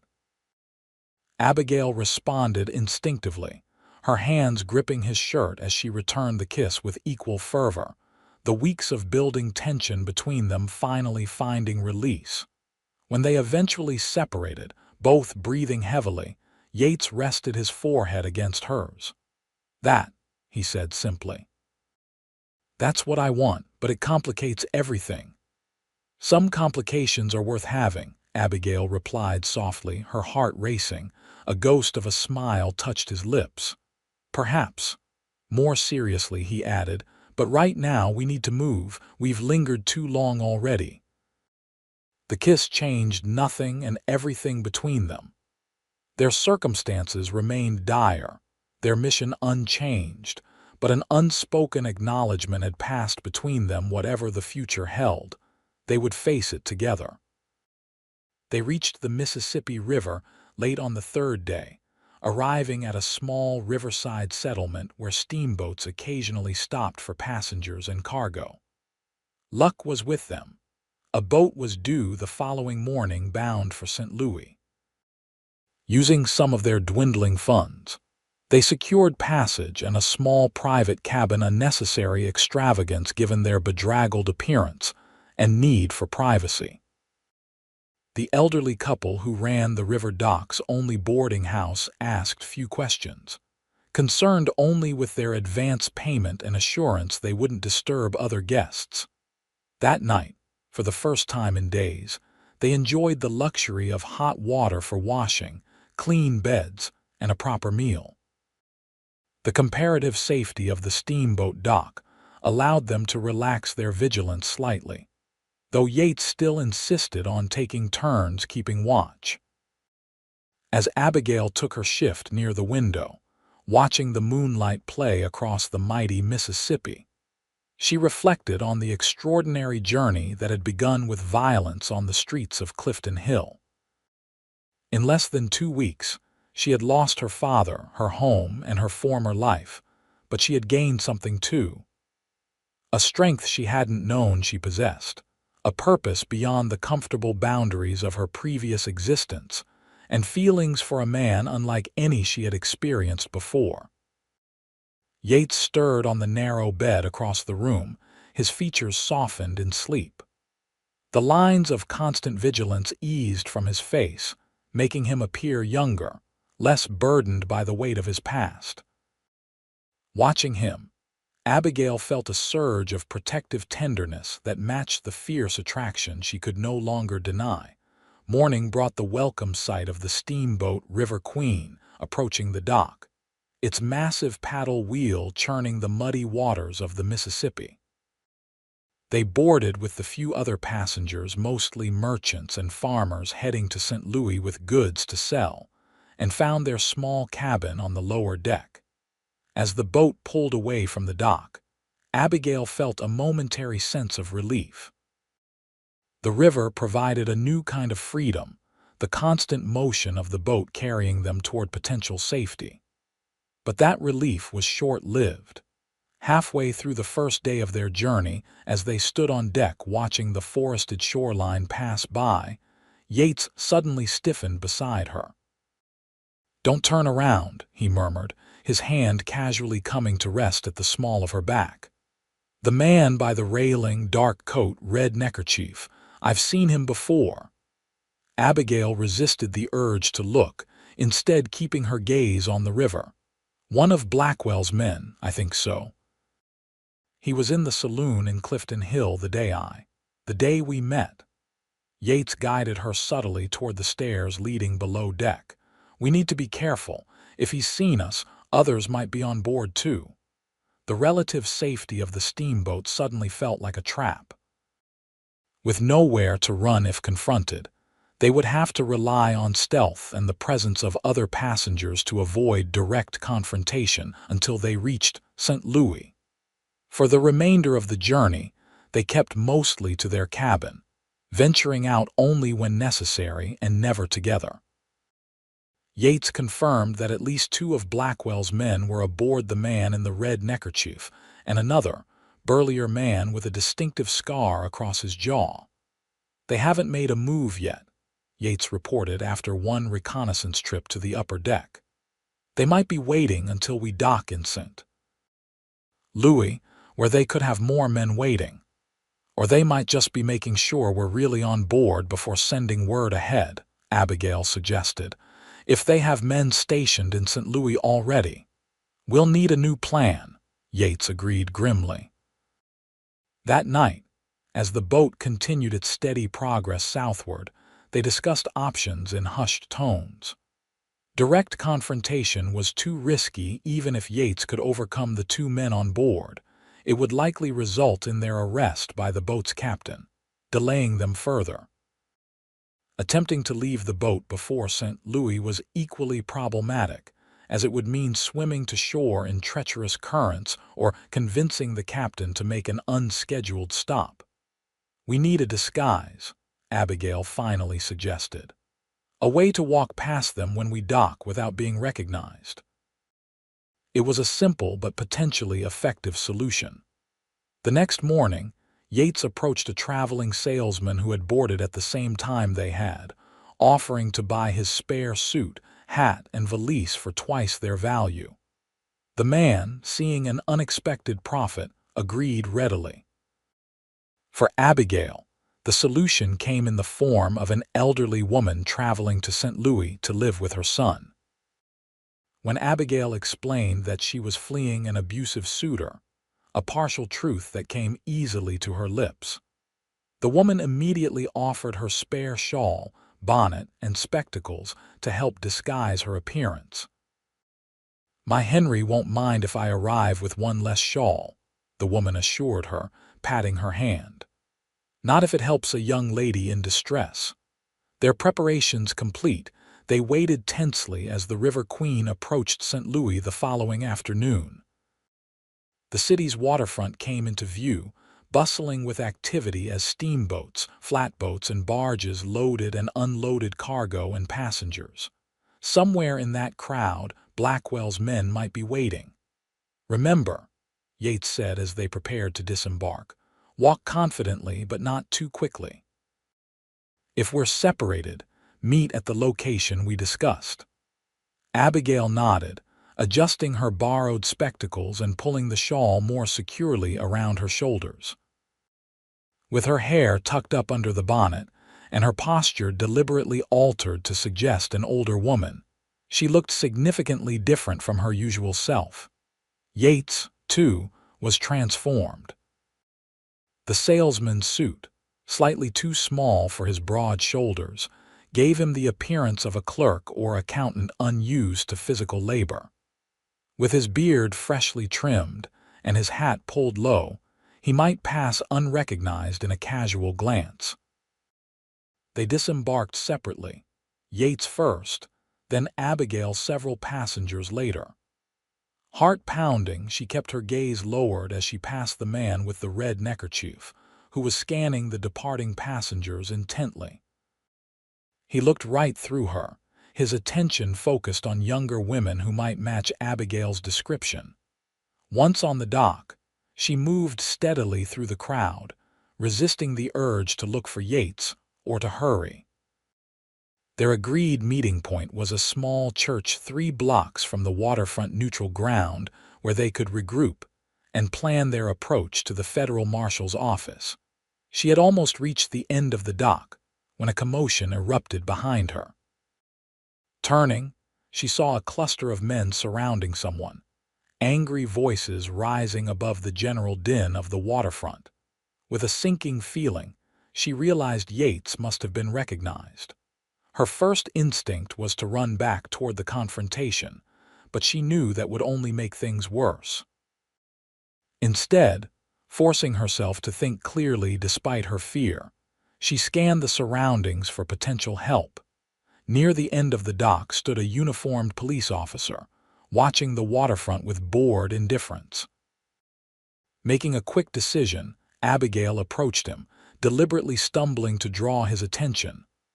"Officer," she called, pitching her voice higher than normal, "please help. Those men there attacking my husband." The officer straightened, his hand moving to the nightstick at his belt. "Where, madam?" "There." Abigail pointed toward the commotion. "The men in the dark coats, they're trying to rob him." Whether motivated by duty or the prospect of action to break his monotonous watch, the officer moved quickly toward the disturbance, whistle between his lips as he signaled for backup.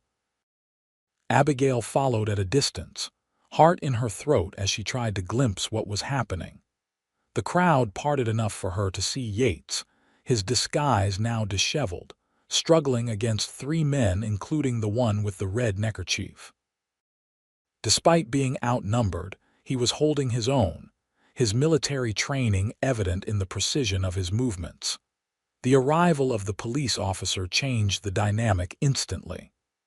Blackwell's men, not wanting to draw official attention, broke off their attack and melted into the crowd.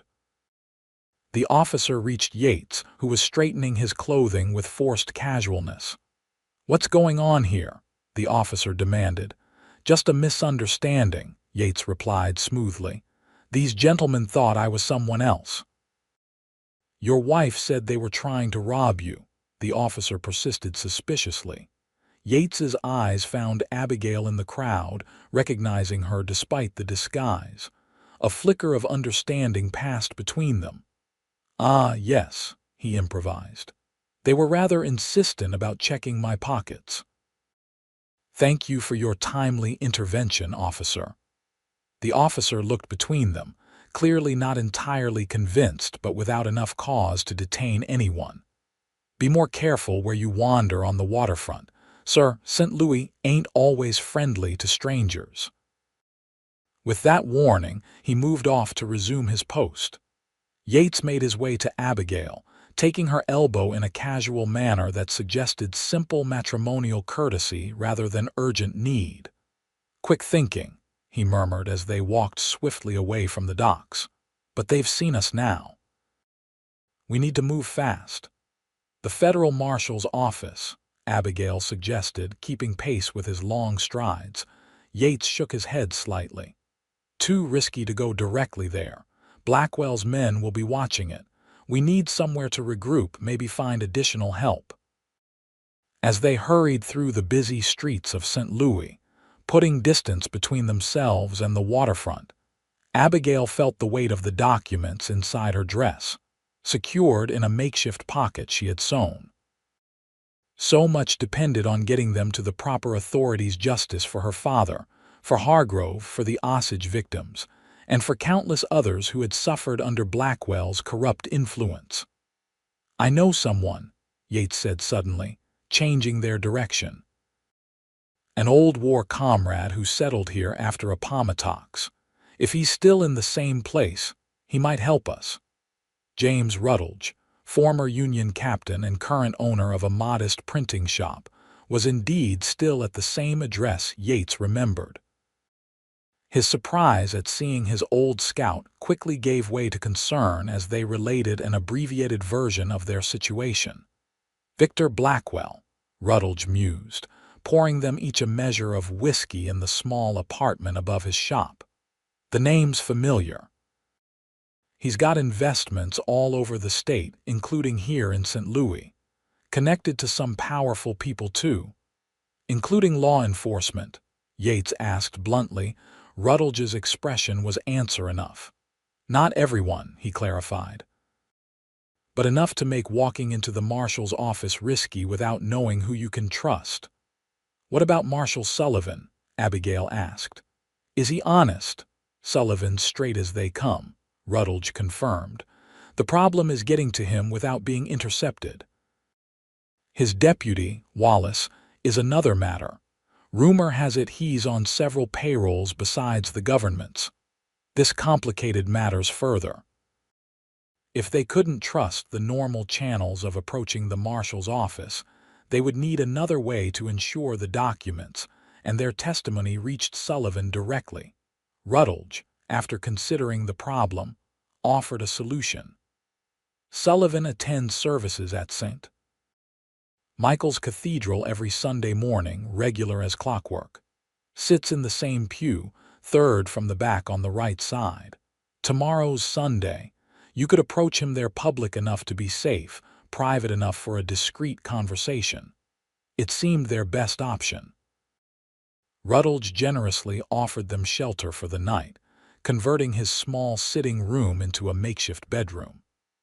As night fell over St. Louis, the immediate danger passed.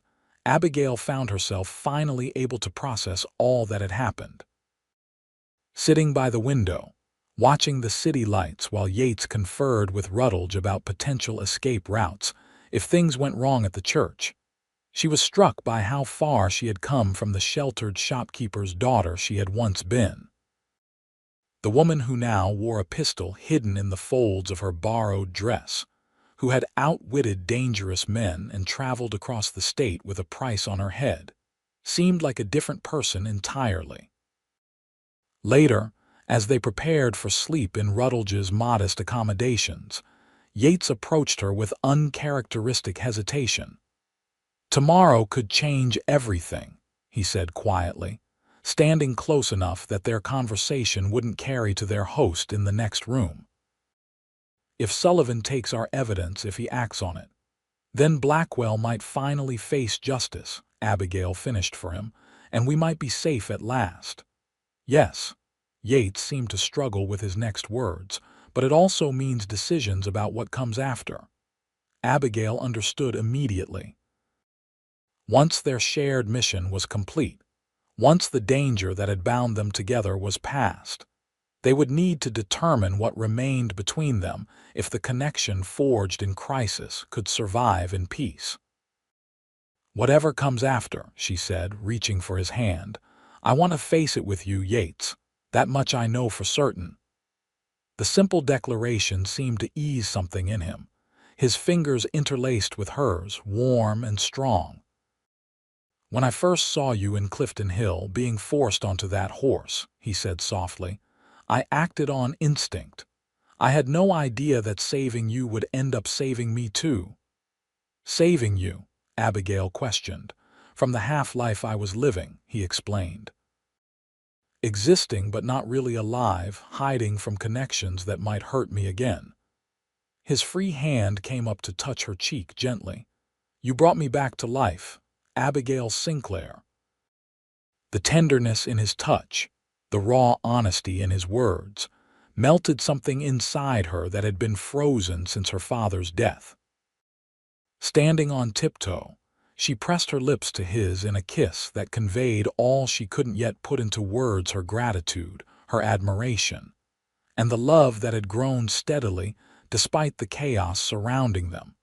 When they separated, Yates's eyes held a promise that needed no articulation. Whatever tomorrow brought, they would face it together, their fates now irrevocably intertwined. Morning dawned clear and crisp, a perfect autumn Sunday in St. Louis. Rutledge provided them with fresh clothes suitable for church attendance, a modest dress for Abigail, and a clean suit for Yates, both borrowed from friends of the printer who were approximately the right sizes. "Remember," Rutledge cautioned as they prepared to leave, "Sullivan will be with his family. Approach respectfully, mention my name if needed, and be direct but discreet. The cathedral will be crowded, that's your protection, but also your challenge." Yates nodded, checking that his pistol was secure but hidden beneath his borrowed jacket. "If we're not back by noon, I'll send word to friends who can help," Rutledge promised. "But you'll be back. Sullivan's a good man, he'll listen." St. Michael's Cathedral was indeed crowded when they arrived, the faithful of St. Louis gathering for the morning service. They slipped into a pew near the back, positioning themselves where they could observe the entrance while remaining relatively inconspicuous. Marshal Sullivan arrived with his wife and 2 young daughters just before the service began, taking his usual seat 3 pews ahead of them on the right side, just as Rutledge had predicted. He was a tall, distinguished man with iron-gray hair and the erect posture of someone accustomed to command. Throughout the service, Abigail found it difficult to concentrate on the prayers and hymns, her attention constantly drawn to scanning the congregation for potential threats. Yates, beside her, maintained a similar vigilance while presenting the outward appearance of respectful attention. When the service concluded, they waited as parishioners began to file out, timing their movement to intercept Sullivan as he guided his family toward the exit. Yates approached first, Abigail half a step behind him. "Marshal Sullivan," Yates said quietly, close enough to be heard but not so close as to appear threatening. "My name is Yates Preston. James Rutledge suggested I speak with you on a matter of some urgency." Sullivan studied them with keen eyes, noting their tense posture and the respectful but determined set of their expressions. After a brief hesitation, he turned to his wife. "Martha, take the girls to the carriage. I'll join you shortly." Once his family had moved ahead, Sullivan led them to a quiet alcove near the cathedral's side entrance. "Rutledge is not a man who makes frivolous recommendations," he said without preamble. "What's this about?" Concisely but thoroughly, Yates explained their situation: Jonathan Sinclair's murder, the partnership deed for the Eagle Mountain mine, William Hargrove's suspicious death, and the attack on the Osage village. Abigail provided the documents as he spoke, unwrapping them from their protective covering with careful hands. Sullivan examined the papers with growing concern, his expression darkening as he reviewed the evidence of Blackwell's crimes. "This is serious," he acknowledged. "Multiple murders across county lines, fraud, an attack on Indian territory, federal jurisdiction without question." He looked up sharply. "But Blackwell has powerful friends. Taking him down won't be simple." "We understand the risks," Abigail said firmly. "But my father deserves justice, as do all the others who have died because of Blackwell's greed." The marshal studied her with newfound respect.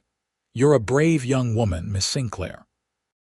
Turning to Yates, he added, "And you took considerable personal risk getting her and these documents to safety." "It was the right thing to do," Yates replied simply. Sullivan nodded, coming to a decision.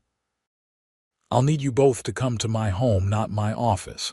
It's too public, and as you suggested, I'm not certain which of my staff I can trust completely. My wife will understand the necessity." He pocketed the documents carefully. "We'll take formal statements, then I'll arrange safe accommodation while I organize a proper investigation and arrests." Relief washed through Abigail. After weeks of danger and uncertainty, it seemed justice might finally be within reach. She glanced at Yates, seeing the same cautious optimism in his eyes. As they followed Sullivan out of the cathedral's side entrance toward his waiting carriage, however, the peaceful morning shattered. 3 men emerged from behind a nearby monument, guns already drawn. "That's far enough, Marshal," the leader called a tall man with cold eyes whom Abigail recognized with a start as one of the 2 who had tried to force her onto a horse that fateful day in Clifton Hill. "We'll take those papers now." Sullivan, to his credit, didn't hesitate. In one smooth motion, he pushed Abigail and Yates behind him while drawing his own weapon. "Federal Marshal," he announced clearly, "lower your weapons or face the consequences." Instead of complying, the leader fired, the shot going wide as Sullivan returned fire with much greater accuracy.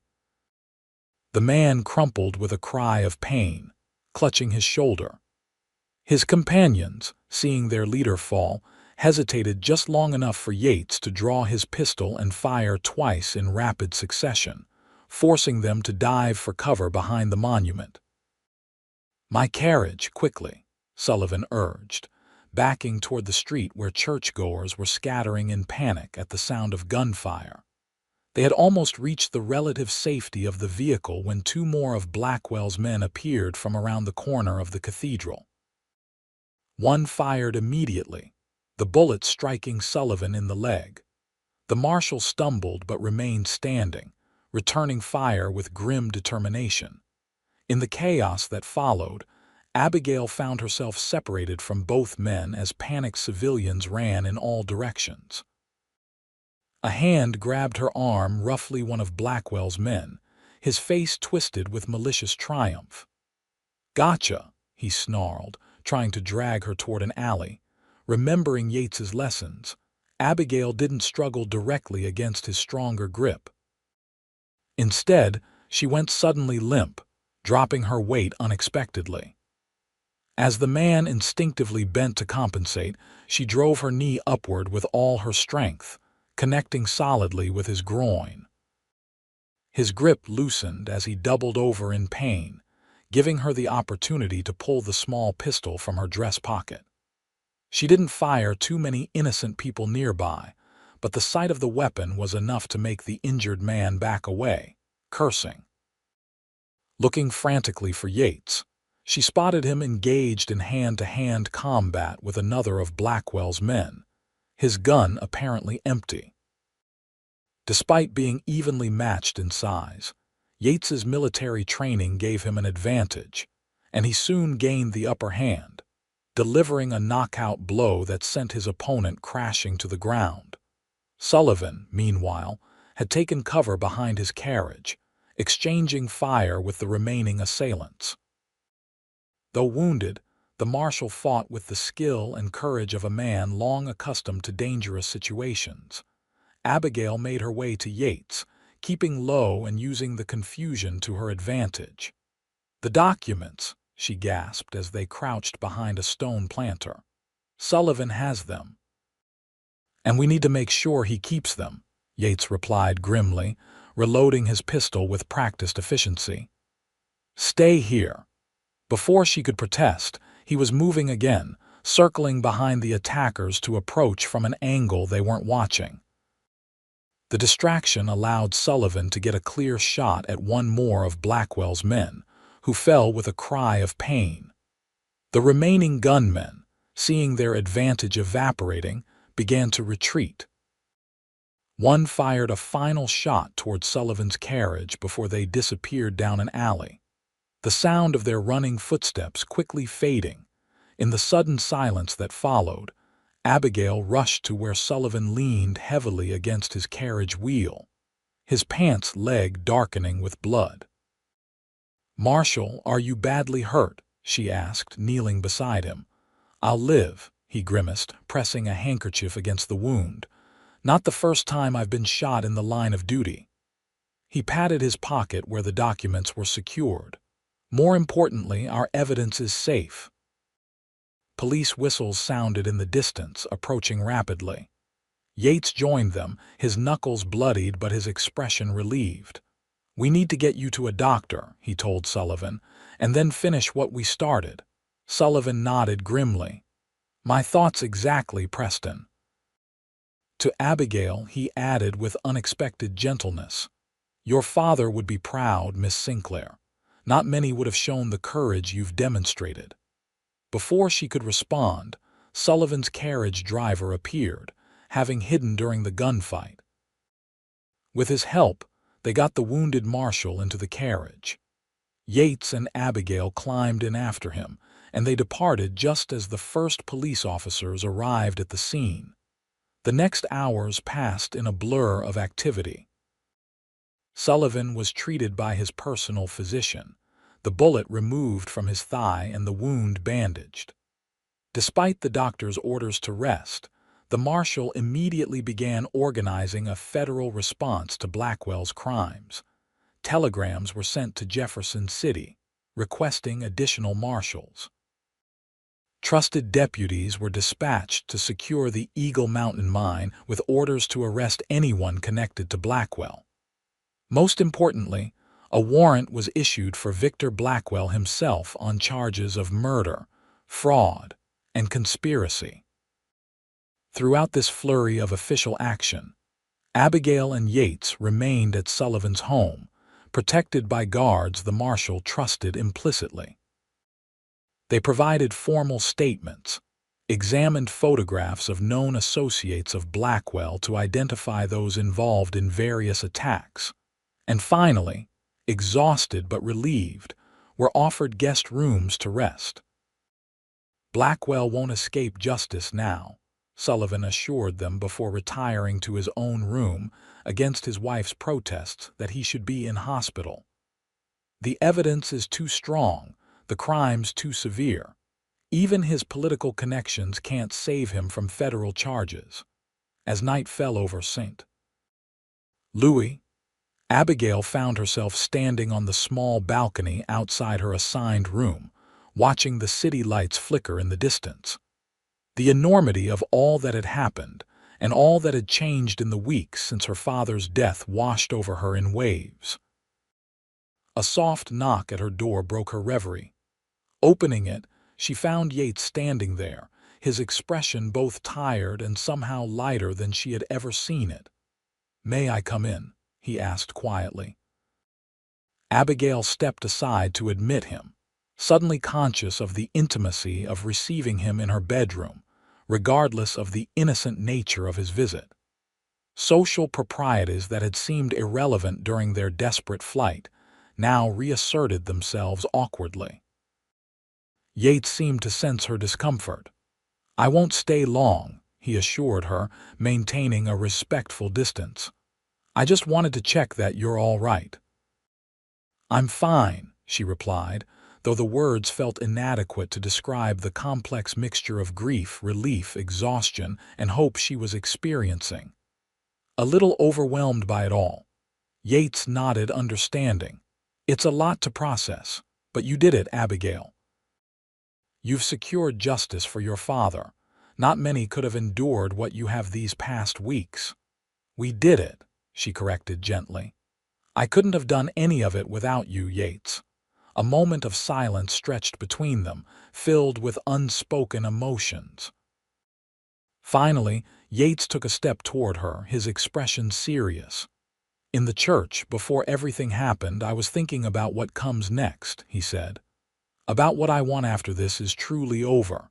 Abigail's heart quickened. "And what is it you want?" "A chance," he replied simply. "A chance to know you in peacetime, without danger pressing on us from all sides. A chance to see if what's grown between us can flourish in ordinary life." The honesty of his request touched her deeply.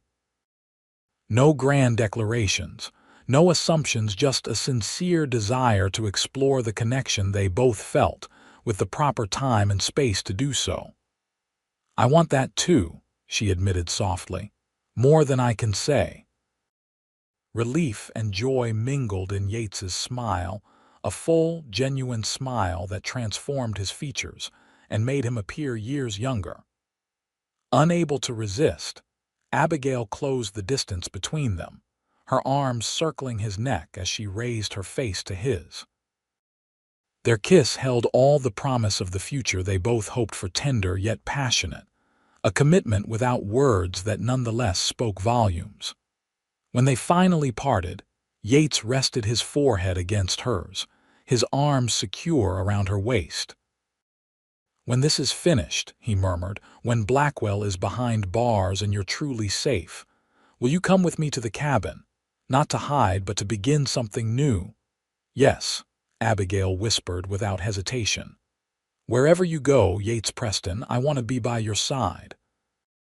It was another week before Blackwell was finally apprehended, cornered in a hunting lodge near the Kansas border where he had fled upon hearing of the federal warrant for his arrest. He fought to the end, wounding one marshal before being subdued and transported back to St. Louis in chains.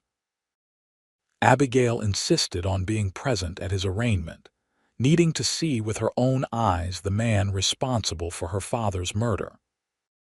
Victor Blackwell proved smaller than she had imagined, a middle-aged man of average height, with thinning hair and cold eyes that revealed nothing of his inner thoughts as the charges against him were read.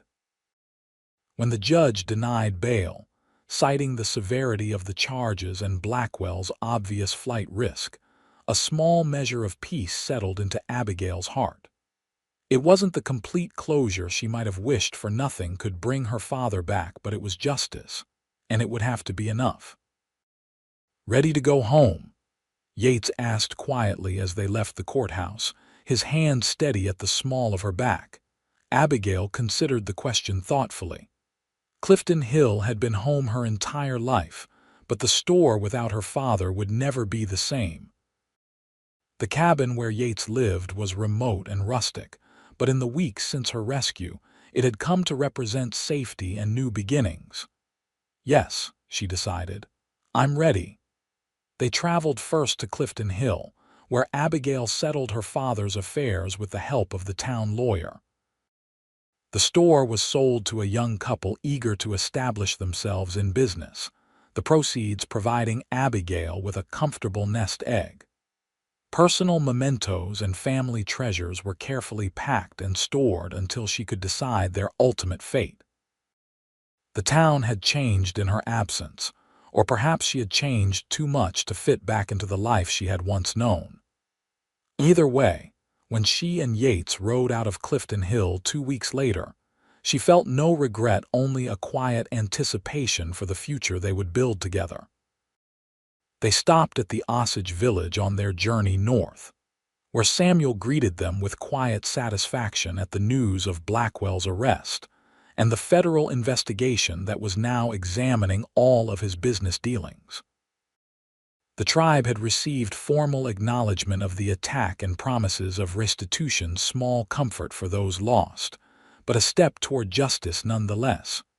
"You will always be welcome among my people," Samuel told Abigail as they prepared to depart. "Your courage honors your father's memory." The autumn woods were ablaze with color as they finally approached Yates's cabin, their cabin now, by mutual agreement. The simple structure looked exactly as Abigail remembered from that first night of sanctuary, yet somehow different too. No longer just a hiding place, it now represented possibility, a fresh start, a home they would create together. "It needs work," Yates admitted as they dismounted, surveying the cabin critically.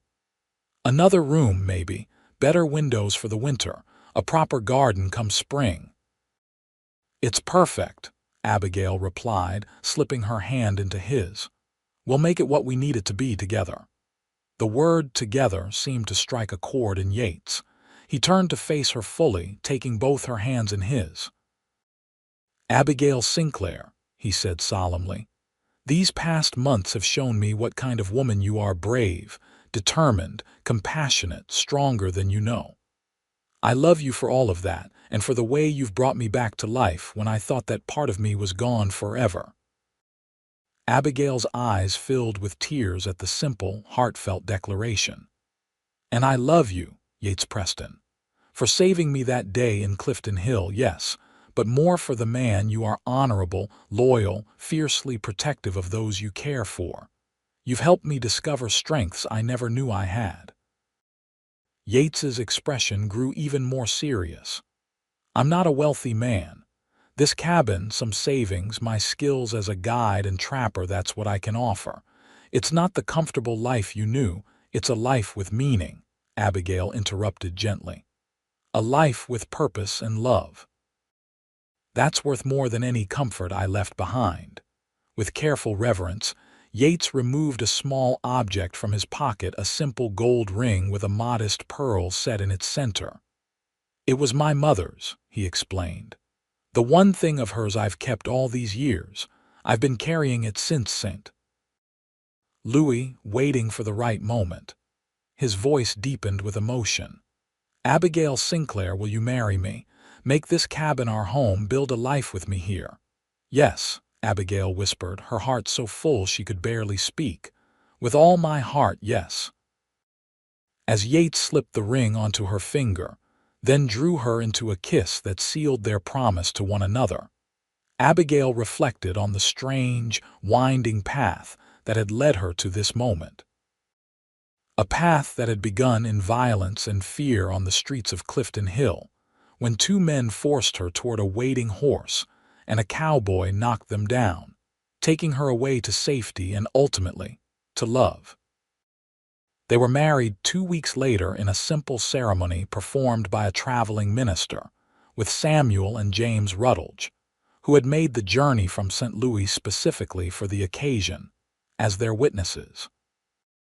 Abigail wore a new dress of soft blue silk, her one concession to luxury, while Yates looked uncommonly handsome in a new suit, his hair freshly trimmed and his usually serious face alight with happiness. As winter settled over the Missouri hills, the newlyweds worked together to improve their home. Yates built an additional room as promised, with large windows that let in the winter sunlight. Abigail established a cozy domestic routine, transforming the bachelor's cabin into a true home with curtains sewn from fabric purchased in the nearest town, shelves for the books she treasured, and the few family mementos she had brought from Clifton Hill. News eventually reached them that Victor Blackwell had been convicted on all charges and sentenced to life imprisonment. The Eagle Mountain Mine, legally one-third Abigail's inheritance from her father, was sold to a mining company with a reputation for fair treatment of workers. The proceeds added to the nest egg that gave the couple financial security. Spring brought new beginnings in more ways than one. As the forest around their cabin erupted in fresh green growth and wildflowers, Abigail confirmed what she had begun to suspect: she was expecting their first child. Yates's reaction to the news was everything she could have hoped for: joy mingled with protective tenderness and a deep, abiding love that showed in every glance, every touch. His experience with loss had made him value life's blessings all the more deeply, and the prospect of fatherhood awakened new dimensions of his already complex character. By summer, their homestead had expanded to include a vegetable garden, a small orchard of young fruit trees, and 2 milk cows, practical additions that represented their commitment to building a sustainable life together. Yates still occasionally guided hunting parties or undertook trapping expeditions, but increasingly found satisfaction in working their own land, creating something lasting for their growing family. Abigail, whose education had been better than most women of her time, began tutoring the children from neighboring farms and homesteads.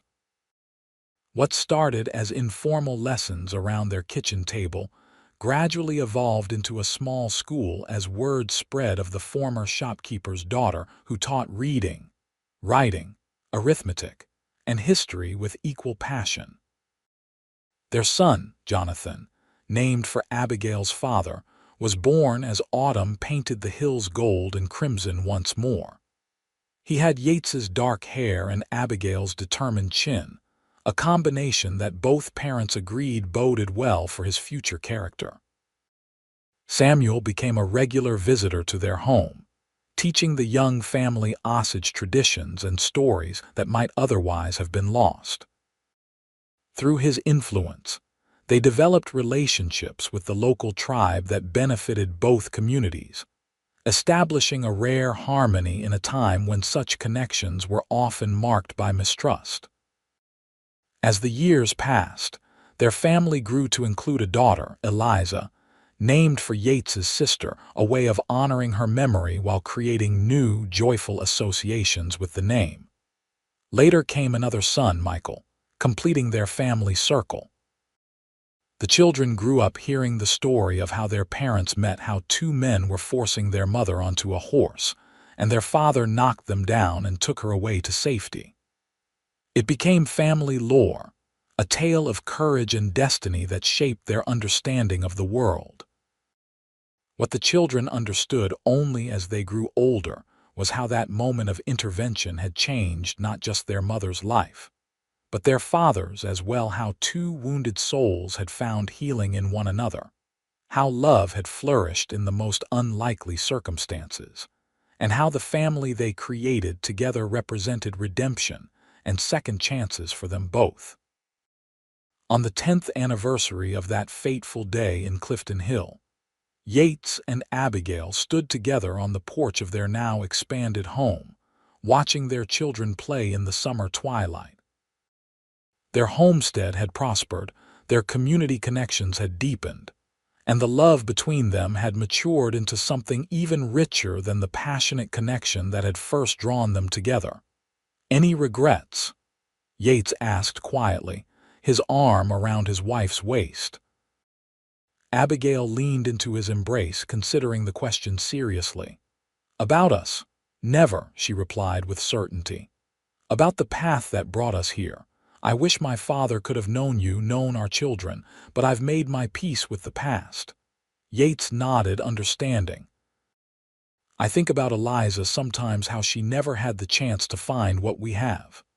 But then I look at our daughter, carrying her name into a better future, and I find comfort in that continuity.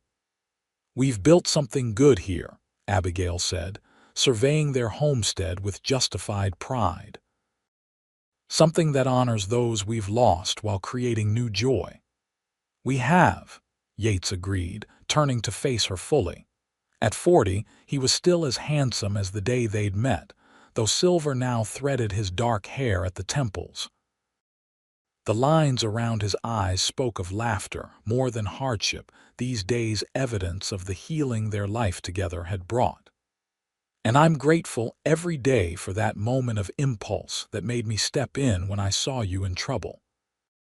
Abigail smiled up at him, her heart as full of love as it had been on their wedding day. "Some impulses change everything," she said softly. "That one saved us both." As twilight deepened into night, they called their children home, the family gathering in the warm light of their cabin, so different now from the sparse bachelor dwelling it had once been. Looking around at the faces of those she loved most in the world, Abigail knew with absolute certainty that the journey from terror to joy had been worth every step, every struggle, every moment of fear. Life in the West was never easy. They faced droughts and harsh winters, occasional conflicts and economic challenges, but they faced each obstacle together, their bond strengthened by the knowledge of what they had already overcome. Their home became a haven not just for their immediate family, but for travelers, neighbors in need, and anyone seeking shelter from life's storms.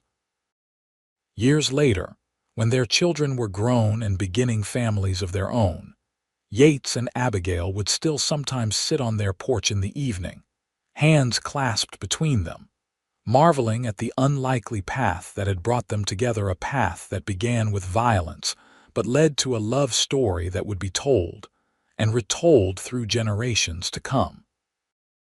A love story that began when two men were forcing her onto a horse. A cowboy knocked them down and took her away not just to safety, but to a future brighter than either of them could have imagined on that dusty street in Clifton Hill so many years before.